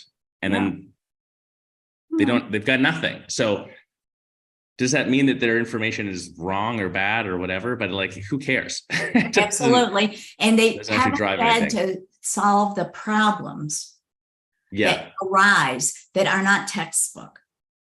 I see that a lot in university. You see it a lot in business schools. None of them have ever run a business. They didn't even work in business, half of them, but they have a PhD and they know the theory, they have that. But until you run a business or you're an entrepreneur and you're out there trying to start something, you have no idea. You can read every book under the sun. And I'm a reader, and you can get things out of it. But until you get faced with it and you have to do it, and it's not exactly like what you read about, or it's not, you have to solve those problems. You have to find someone to help you solve those. Knowledge is only power when you can apply it and you can use it to solve problems. AI is going to be really interesting. I'm really interested in really deepening my understanding and practice with AI, because I think there are going to be some tremendous things. I think it has some dangers, and I think it probably should be regulated in some ways. I have strong opinions on that, but there are some things that I think it can be brilliant at and really move society forward. And so that's on my, actually, I'm not very versed in it, but I'm actually really intrigued, and that's on my list to try to start exploring and trying to do. But when it says AI is going to write every course for you, AI is only going to be as good as what it can find out there. And what's been trained on. And your prompt, in the depth of your prompt and how you do it. But I think, it's fascinating. I'll tell you, if you go to Chat GPT and you give it a couple prompts and have it write your sales page for you and ask it to mirror something, I could see where you could really. And it's pretty good. It's pretty good. And if you know your stuff and you can say, well, that's accurate, actually, that's where I was headed, then you could save a lot of time. So how do we use it effectively, and how do we train ourselves? I think that's a skill. I would love to have somebody teach me how to use the skill better, because I think that's a skill that's some interesting. Will it take the place of humans? I hope not. What can it empathize? But they're saying now that down the road, they will be able to train the AI to be empathetic even. And that's right. Well, I can do you one better. I could do you one better on that small comment. And then I've got another thought on it too. I just read a thing like yesterday. They did a test with ChatGPT 4, and they put in the same prompts, exactly the same wording, everything. But in one version, the prompt says, "I hope you're having a great day. I'm so excited for you to work with me. We're going to take a deep breath together and then just tackle this like step by step." They like added that in first versus just do this thing. And it was like 89% better what got put out. And they're like, we don't even know how to explain this yet. Wow. So already it's like, it's such a mind fuck, honestly. But it is. I am like, and we would be crazy to say, I don't want anything to do with it. We need no, this is the internet 1995. It's the same thing. And so, I've been around a long time, but I'm always trying to learn something new. And this one is really intriguing to me. And I'm going to try that, just giving that little bit of an emotional intro. That's interesting. And see, it is interesting. I haven't tested the side by side myself, but I can't help but think when I'm typing in, I'm just like, hey, dude. That's fascinating. Well, I think my other comment on AI, and then this goes back to a different question related to this though, too, is I think right now, where it goes in the future, utopian, dystopian, whatever, I think like that's a way bigger rabbit hole of theory at this point. But what I see right now is this emergent skill where you need to understand the prompt. It needs to have the back data, but it's what you were saying. It's what it gives you back. You need to be able to judge that and know like this either is or isn't good. So it doesn't supersede the knowledge component for the person doing it yet, if you really want to get the right output.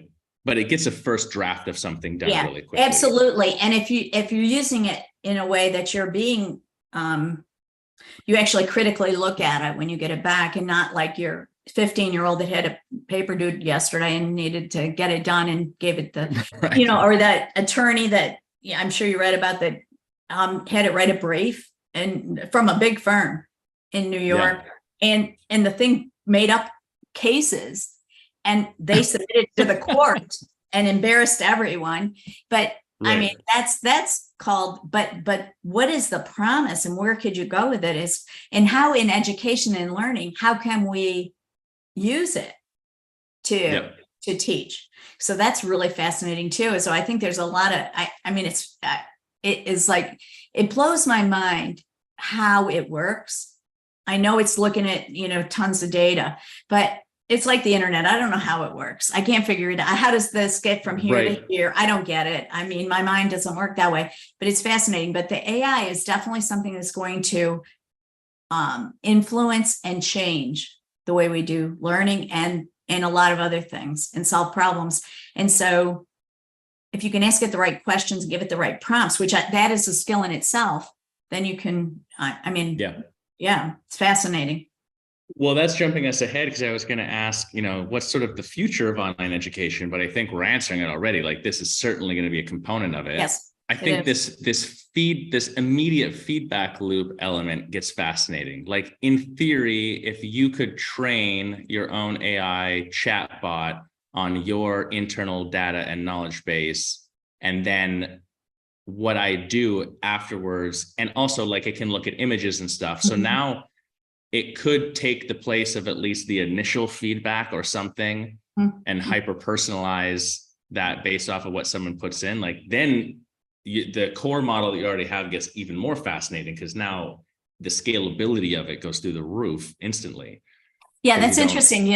About probably 15, 20 years ago, we were developing stuff at the university, and we were trying to figure out how do you take these big lecture halls and of students, which is an efficient way to get the bodies through, and efficient both from a financial standpoint and in a space and all the rest. How do you take that and actually ask students to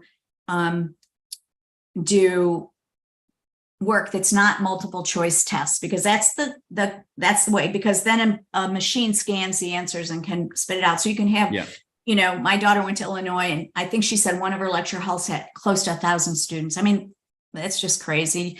But then you have these multiple. So how could we do this so that you could, this was like 20 years ago. How could we do this and have better learning?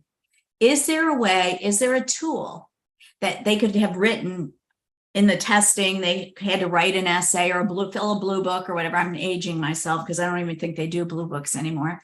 But and is there a machine that would take the first cut on those and make that a process? And we tested things, Josh. We actually tested, there were tools that were being coded and developed at. We tested them, then faculty never felt they were quite good enough. But now, I'm not sure. I think we might be there now. Yeah. And so then we say, what are other ways? So we had team-based learning and things that you can do in big lecture halls, and we bring in, so learning how you can scale it is fascinating to me, but how you can also, how can you give the kind of learning and education a kid gets at the Waldorf school with that same teacher in a public setting where you don't have that continuity, you don't have the same resources, the curriculum is not designed the same way. How can you bring that where the scale becomes a problem and where people say we just can't do it, we can't train people enough, we can't scale it? How do you make that, how do you give them that really small school liberal arts experience that comes, how do you do that en masse? I mean, Khan Academy started to do a little bit of it, tried it for years to try to make it, things a little bit more democratic in learning and things. But that is where AI, the advancement is really, if someone's really working and really committed there, I think there's a lot of interesting things. I hope I live long enough to see what it'll. Well, I think already what you're making me think of, Nora, is I recently hired a new hire in our company. And so we put a job ad out on LinkedIn, and not entirely to my surprise, but like I got like 430 applicants in 24 hours, like just, and we were very specific about sort of the first filter of like, if you're going to apply, it has to include these 2 or 3 things. And we're looking for these 2 or 3 things to start. That's it. We didn't do this. We kind of just went through them more manually and didn't even get through all of them because we like found the person fast enough. But yeah, now there's AI programming to do that for you, to just say like, scan through all of this information and look for these exact criteria and then just filter out all the rest. Yeah. So there's a lightweight version is starting already. Yeah. So then your task, and this is where I like, how do we do this? Your task is to make sure that you're putting the right criteria in, and that it's a measurable in a way that is not just a box check. So if I say, I want to make sure, that they have these credentials, like blah, blah, blah, or whatever, or they say they know this they have this level of competency on this software package or whatever. But then your challenge is to figure out how to narrow down your thing and to actually be creative enough in how you ask it to get what you're really looking for. And so then I look at myself and I say, do I really know how will I know when I know it? Yeah. Do I have to see it? How will I know when I know it? Because when I used to go through those applications, I would tell, my, kids that I worked with that were starting out in careers and jobs, believe me, guys, you spend maybe 15, 20, 30 seconds on an application and your first calls, I did that. Yep. And then something strikes you. So then how can you go back and say, if I hired this rock star, what is it about that person that I didn't realize when I hired them, but that is the nugget that I really would like to find in someone else. And how do you do that? That's a great, I'd love to try to figure some of that out. That's interesting. Yeah. Well, so then let's take this another route, because I think also one of the questions I have for you is there's a mindset around learning, both in how you would learn, but also personalizing an experience for someone to learn. But there's a mindset in like how you offer education and insert education with training for your team, for that matter. So the question is, and I'll bring this back to AI afterwards, maybe, is like, how do you become, because you mentioned at the beginning of our conversation today, like it's a different skill set to be a good teacher or a good mentor than it is to do the task, which makes sense to me. But how do you do that then? Like, without going to, I don't know, I'm not even sure this is the right solution, go get a degree in education to be able to educate someone. No, that's absolutely wrong. Practically from an entrepreneurial level too, I think that this might be the hidden battle for a lot of businesses, including teachers. Like, okay, so you got a yoga teacher who's got their certification or whatever, but to your point, being able to mentor that person for them to be effective within your studio environment, that's a different thing. Is absolutely necessary, but it might challenge you as the owner or manager. So how do you actually develop that skill? How do you get that mindset to be able to do that? I think the first thing is, first of all, mindset's really hard to mold in some ways, because we have a preconceived notion about a lot of things. So as a business owner or a teacher, I have a preconceived notion about what I'm looking for, and I might not be right. So some of it is really good, really being willing to look very critically, and I don't mean that in a negative sense. I mean, and reflectively about what you really are looking to accomplish and how you need to do that. I think part of it also is to say when you don't know something, when you don't know how to do something, like if you know yourself well enough to know where your strengths are and your weaknesses, and you push yourself more in your strengths, then you know where to balance someone else to bring your other in. But the mindset is that most, like when you said schools of education, probably my school of education friends would say, I mean, I would run like crazy from a school of education, because that is not where people learn to really be good teachers. Unfortunately, I'm just not that wild a fan. And I've been there, because for the very reason that they don't, the same reason that, like you were saying, Josh, somebody's telling you they have a lot of knowledge about the theory, they have a lot of knowledge, they may have even worked in a school, but they never stepped back. You might have been a teacher, a really good one, but it takes a different skill set and a different way of looking at things to teach other people to do that. And I think that we have to, we as entrepreneurs have to acknowledge that in ourselves. So the first thing would be to say, how do you have a mentor or someone you trust? And also, how can you, how much do you look at yourself and say, I'm good or not good? Another is intellectual curiosity. I think, we don't need tons of knowledge, but, you're talking about AI, and I find it fascinating. And in order to get to a place with it, I've got to, try to learn more. And then I have to try it out, practice it, and try to see what it does, because I can't just read about it, but I have to like go to Chat GPT before and see, oh, what if I do this? And then so you have to have the patience to work that way.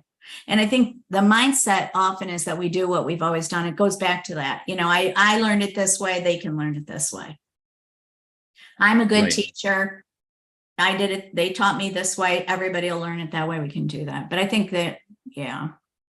So what I'm hearing is saying, right, exactly. So like what I'm hearing is saying, it goes back to like identifying the objective. What's the competency that we want from the person?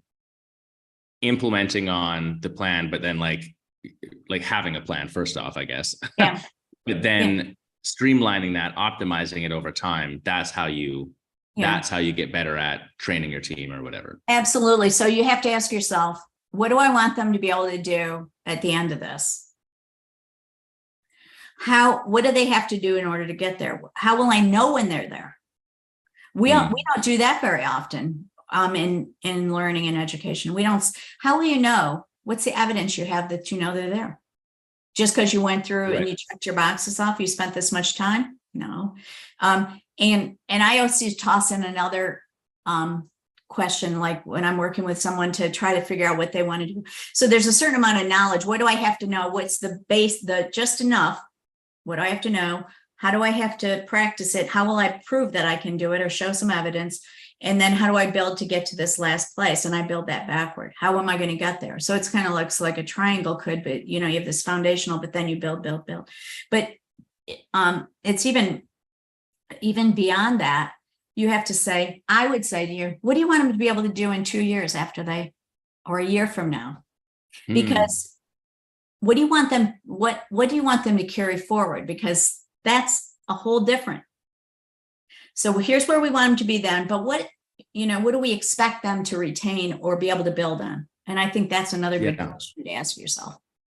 It's such a good question, because that changes the context of the outcome a little bit, where it's like being able to do something right now. You're just making me think. I worked in South America for a couple of years at a marine research facility. I was the logistical research assistant. So my job was to just facilitate everyone else's stuff, basically. So it was like a fancy way of saying I did a lot of the grunt work and they did all the other stuff or whatever. It was a great job. Yeah. But at that time, I learned so much about like taxonomy and all sorts of other things, none of which I can recall now because it's totally irrelevant day-to-day information for me and has been for over, a decade and a half. So not that their objective was to teach me taxonomy, but different question. What did you bring forward? What from that experience are you still building on and made a difference? And that's a big key question. And we don't often ask that. So faculty will say, I really like this assignment. I really like this book, or I want them to do this. And sometimes I would say, why should they care? Why do I care about that? Why are they going to care about that? It may be a wonderful activity. But if it doesn't help you get here, why do I care right now? But also Yeah. then what are we going to build to instill? And I think this is in business and in teacher training and all the rest, what is going to retain? There's the part of that you remember and that you actually can still apply and you've built on, you've grown from, is the part that I'm curious. What do you think they're going to have in a year, 5 years? And that, so like I could say, like I was a psychology major. I couldn't pass intro psychology today if you asked me to. All that stuff.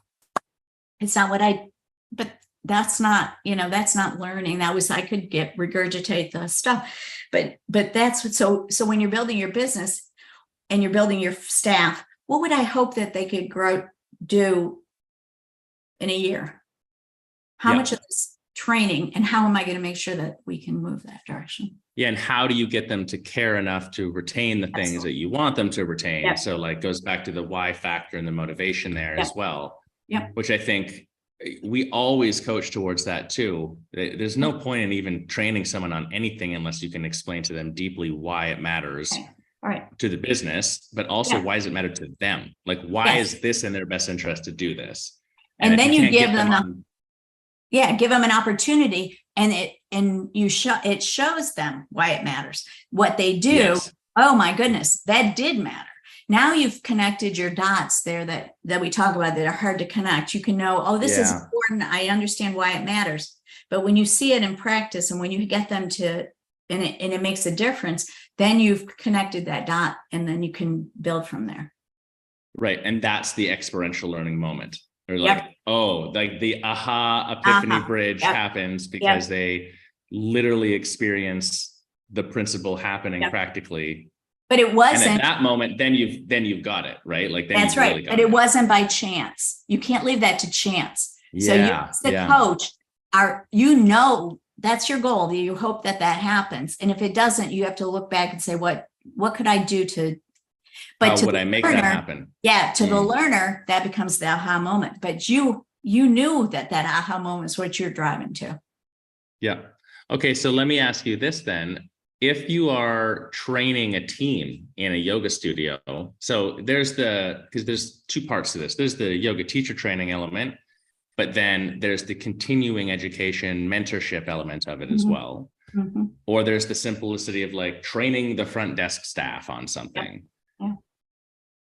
One of the things that I see and hear from owners all the time is a reluctancy to put what they perceive as the amount of efforts required into that. And we could easily say like, too bad, that's part of your business. But I think that we're at a moment going back to the AI stuff where there's some fascinating alternative solutions that are coming up. But even if we don't do AI, can someone on the ground mentoring a yoga teacher who already has a teacher training incorporate a more digitized version of this to do the ongoing mentorship? And like, what does that look like? Maybe it's just, I think you can do that. And I think it's just looking at where you want the process to go.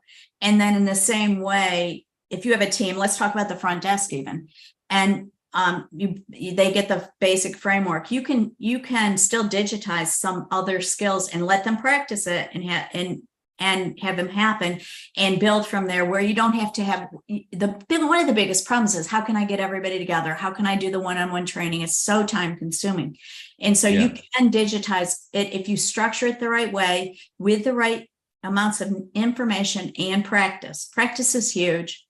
And then you get the feedback. And so you can do the feedback and observation. You can do role plays all day and you can do that. You can do that online too. But then you can give feedback based on observation in studio, front desk, et cetera. What your goal is, whether it's sales or whether it's whatever. You can do the same with a teacher as you start to grow them. So if I'm a 200-hour certified teacher, as I said, I think, they have all they can handle to deliver a script. If I'm going to say you're going to read the room, make hands-on adjustments while you deliver the script, walk around and change your cues and find, your authentic voice all at the same time, that's not going to happen. But you can break that down and say, I don't expect a beginning teacher to do hands-on assist. They couldn't stay on time and walk around the room and do it. They have all they can do to turn the music on, put the room at the right temperature if it's hot, and make sure that they start on time and finish on time and don't hurt anybody. That's about all you can expect, but you can build on that. And I think the digitized place is a place that you could actually, in whether it's the business side or the teaching side, you can build products. For example, at Arikion, they have scripts. They have like 6 different class scripts. And so teachers, as they hire, have to learn the scripts. And they do that online. We do that online. We do it the same way. We break that script down. We have them demonstrate the first 15 minutes of it, submit it, get feedback, then do the first 30 minutes and whatever. And we build it out. And then as soon as they finish that, we give them a time frame. In 2 weeks, you have to have the script down because you're going to be on the schedule and you're going to teach that class, 4 or 5 times in a row.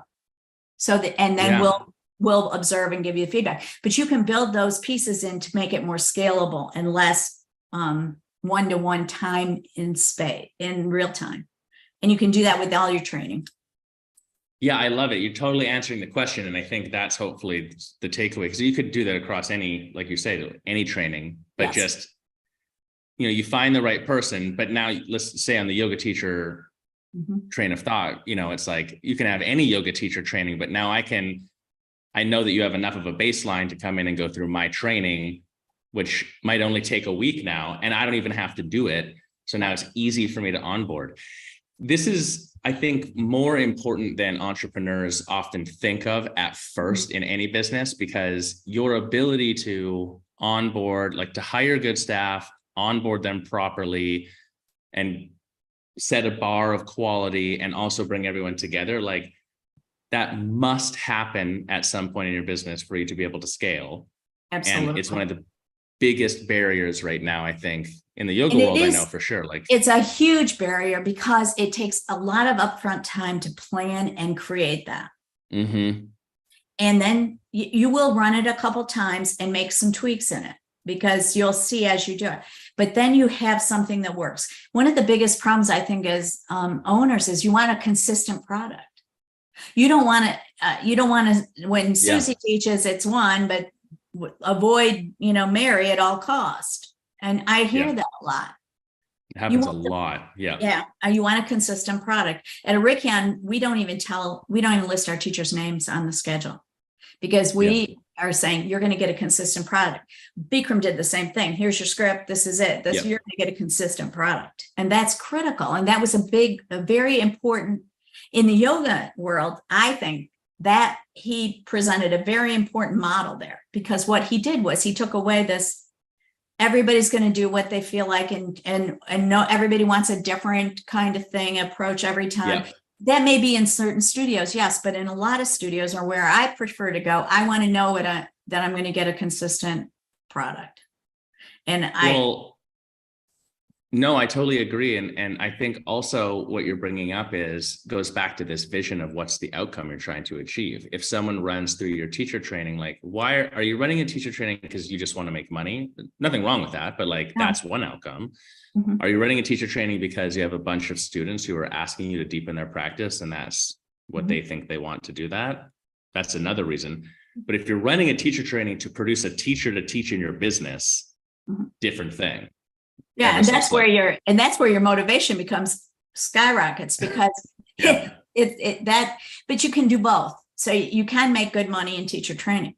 You can also train a lot of different people, but you should have a bar that you set that says they are going to be able to teach, and they're going to have this level of competence when they finish. And I don't care if they're going to teach for me, go down the street and start their own business, go teach at the corporate, whatever, they're going to come in with that level bar. But when you go, what you're talking about too, and scaling up your business processes, et cetera, again, and we're guilty of this. All of us are guilty of this. I think you don't take the time to build the framework and the tools to actually do that. So the frustration comes because you don't have it where you can actually, it's more efficient and more effective, and you can get the quality and the consistency you're looking for. But it takes a lot of time and skill and expertise on the front side to do that. But it's well worth it, because once it's built, then it doesn't run itself because you need human feedback and stuff, but it runs itself in a lot of ways. And it can be. Then you're just doing it though.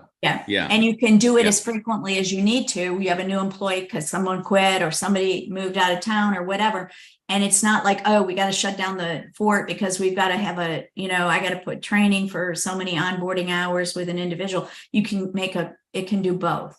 You can have some digitized and some person and but you need practice in both of those. Don't just give them information. That's, here's our pricing structure, whatever. There's a lot of things. I think that's the place that we can actually become more effective and efficient and successful. The stuff that you're talking about doing in the training, because you can get a place like what I say about online teacher training. By the time they come into the studio for that weekend of intensive 3 days or whatever, and I'm sorry, but I don't believe you can train a teacher in 3 days.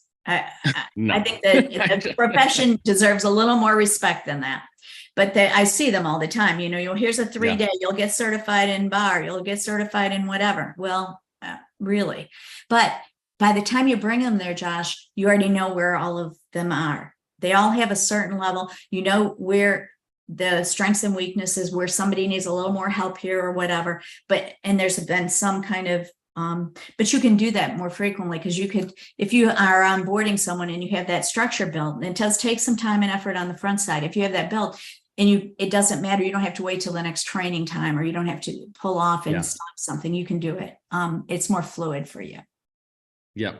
Yeah. I mean, once you have that upfront initial effort there, then it's easier to duplicate and perfect. And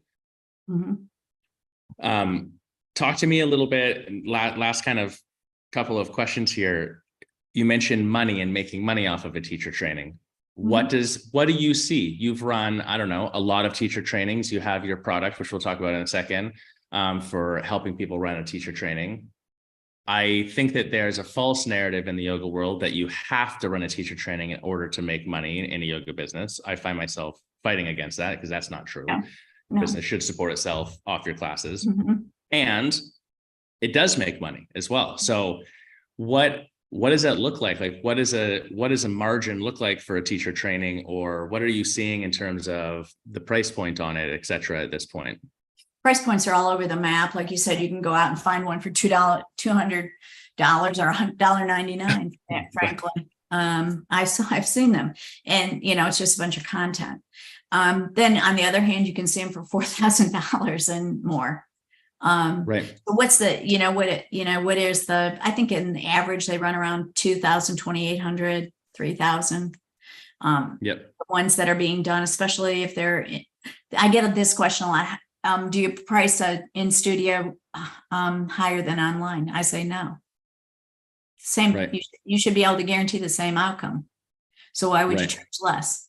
But right, you're not selling what you're doing. You're selling the outcome you're providing. That's right. Yeah, you're selling the outcome. And so, what's the advantage? I think that if you build the product like we've talked about, you build a really solid product that will do a lot of the work for you, the workhorse stuff, because it has the appropriate personal input from a coach and proof of evidence that someone's getting there. You can, once you've built that product, that's going to cost you some money. So that alone is a cost. That's going to cost money. But once you have run that a couple times, your only cost then is whatever it costs you to host it on a learning management system and your cost of your coach. That's it. So if you take numbers, just easy numbers, and you say you're going to charge $2,500 or something like that, and you've built this and you've been running it, and you say, all right, I'll pay my teacher by the person. I'll pay him $400, $500, whatever per person to coach that person through. And they coach a number. So say, like I said, I wouldn't put more than 8, 10 in a class. So that teacher can make, through 3,000, whatever, if they have a significant class. But if you don't have enough, you can teach it, then do the math. And unless you spend a lot of money marketing it and advertising it, take that 2,500 and say you have 500 in it, you got a $2,000 margin. And that's pretty darn good. For gross margin, that's insane. Yeah. Yeah. And but you got to factor in, how do I pay for what I just developed? So if you're going to, depending on how long it takes you, and if you have the expertise, or you can hire somebody to do it, or you can buy a curriculum. I mean, you can go out and buy a curriculum in yoga for $8,000. I've seen them. And you got you get all the teacher manual, you get the worksheets, you get all that, but you still got to learn how to deliver it. It's not, but if you build it in this digital space, then some of those things are already taken care of. So you build it, but it's still going to cost you. It's going to take time. And so if you can find someone to build for you and work with you to get where you want to go, and you build that, then you can use it over and over for a period of time before, and you make tweaks in it just so it doesn't get stale, but your margin can be very significant. It also can be scaled up and down, and you can offer it more frequently, because teacher training at studios is overwhelming. If you for the studio. Yes, for the studio. Yeah. Even if you do weekends, and I think it's very difficult for a learner. I'll say this. If you take a teacher training and stretch it, you want to say you want 8 weekends, and you do once a month, or you do once every other week. The learning consistency and hold the pattern of understanding and keep moving, you lose it. I think you have to have more concentrated. That's why when you did your teacher training, you were there, 9 weeks or whatever, and you were in. Now, but in a studio, if you have to tie up that space, and you have half a day Friday and 2 8-9-hour days on Saturday and Sunday, that's exhausting. It's exhausting for the one running it. It's exhausting for the student. And it has a place, but you couldn't say, I'm going to do this I'm going to run 4 teacher trainings a year. People would never. But if you put it in the digital space and you do it this other way, you can run it as needed. You can run it more times, and it's not an overwhelm. Right. Yeah. Because you're taking a portion of that physical space time out of there. Yes. Yeah. So tell us just briefly about because you have a white label option for a yoga teacher training, which is tied in with all of these things. And, where our original conversation was, as, partner with the Yogapreneur Collective, is just being able to offer that service for people, because we have a lot of studios who need to run a teacher training just because they need staff, or they want to run a teacher training to add more product options or whatever. But the weight of development is the thing that prohibits them. So you leapfrog them over that, essentially. I think tell me a little bit about it. Yeah. I think that, so the concept I have is to license a white labeled product that does those things and takes the heavy lift of that part off of the instruction, short instruction, appropriate measures of competence, build to an end. And so a licensing fee, and then a per student registration fee. So if you did a license and you charged $2,500, and the student registration fee was $500 per student, and then you still would end up with a good margin, even though you were recouping your licensing with 3 students or so. You could recoup that. And what happens then is you then put your efforts where you're good at coaching. We train you, and you can start right away. You can, if it takes 6-8 weeks, you can launch now. You can launch. I promise, if you're going to create your own, if you haven't done it already, why haven't you? And 2, you're going to be 6 months to a year easy before you're going to have it. I would say that's what we see too. I can think of one studio owner ever who developed their whole thing in it probably 6 weeks, but they went on vacation by themselves and just only did that and put it all together, and still it needed tweaks or whatever afterwards. Yeah. And if you build it, like I said, then you don't have to worry about teaching how you do, that pose and the basic principles of the alignment and whatever. That's done. Now you have to just connect with your students. The big fear, and here's a mindset, is I do it a special way, and I'm the only person that can teach it. And I see that across faculty, wherever. Yeah. You have to have a mindset change that says that the digital product that you're using is like a textbook with all the assignments and everything done. and I say this, I've said this at university, I say this to yoga and fitness people. A student goes through any kind of training, they do not remember the textbook down the road. What they remember is the teacher and what the experience was. You don't remember it. So, and also I worked with really good faculty and really smart people and really accomplished scholars, right? And there aren't very many that have proprietary information in their area. There really aren't. If it's intro sociology, they mostly all teach the same texts. They teach the same, principles that they want to, teach. And so if you can get past that, and I think that's one of the biggest things, Josh, that studio owners and teacher trainers feel. I have a certain way of doing it, and I want my students to have my culture and my certain way of doing it. Yeah. But that comes through the human connection in this. Right. They will when you mentor them and train them on that. Absolutely. The training isn't what's going to do it. That's right. And so think about it like how everybody uses certain textbooks, right? Everybody uses certain, and very few people have a completely creative, patentable way of doing it, even though we all think we are, we do, but doesn't prove the ego is a strong character and everyone. But if you want to get out, have good margin and actually be able to get out and do quickly, then this can be or you can get someone to help you build one. I mean, that's going to cost you more money, but it could have your face all the way through it. It has your, you might have a certain emphasis you like to make with teachers in your studio, whatever, or your process. You can, but I would suggest, unless you're really skilled at that you at least work with somebody that can help you frame that so that you don't waste time just doing the checklist of topics. Yeah.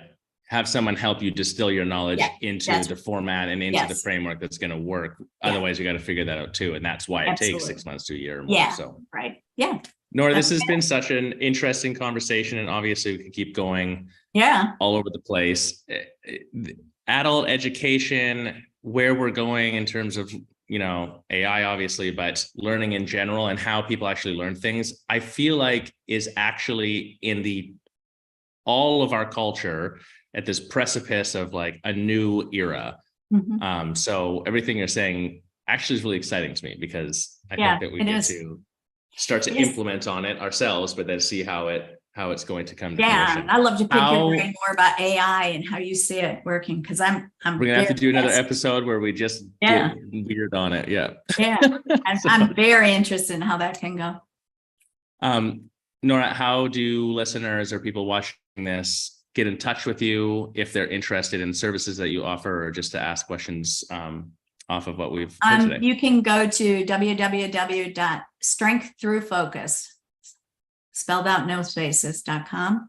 You can also email me at Nora@Arichion, ARRICHION.com. Greek, great story behind it, so look it up. And there's ways to set up a call with me through those as well. And I love to hear what people want to do to train and teach and see the transformation, because I think that's where I think AI will play in. But I think that people are looking for transformation in teaching, not just a personal transformation, but when you talk about skills like running a business or teaching, there's a skill set that has to be developed. And I think that's it's really fascinating to me. And I learn something new every day. I love it. Thank you so much, my friend, for jumping on. I appreciate all the time you've given me, and we'll talk again soon. I had fun and I learned some things. I'm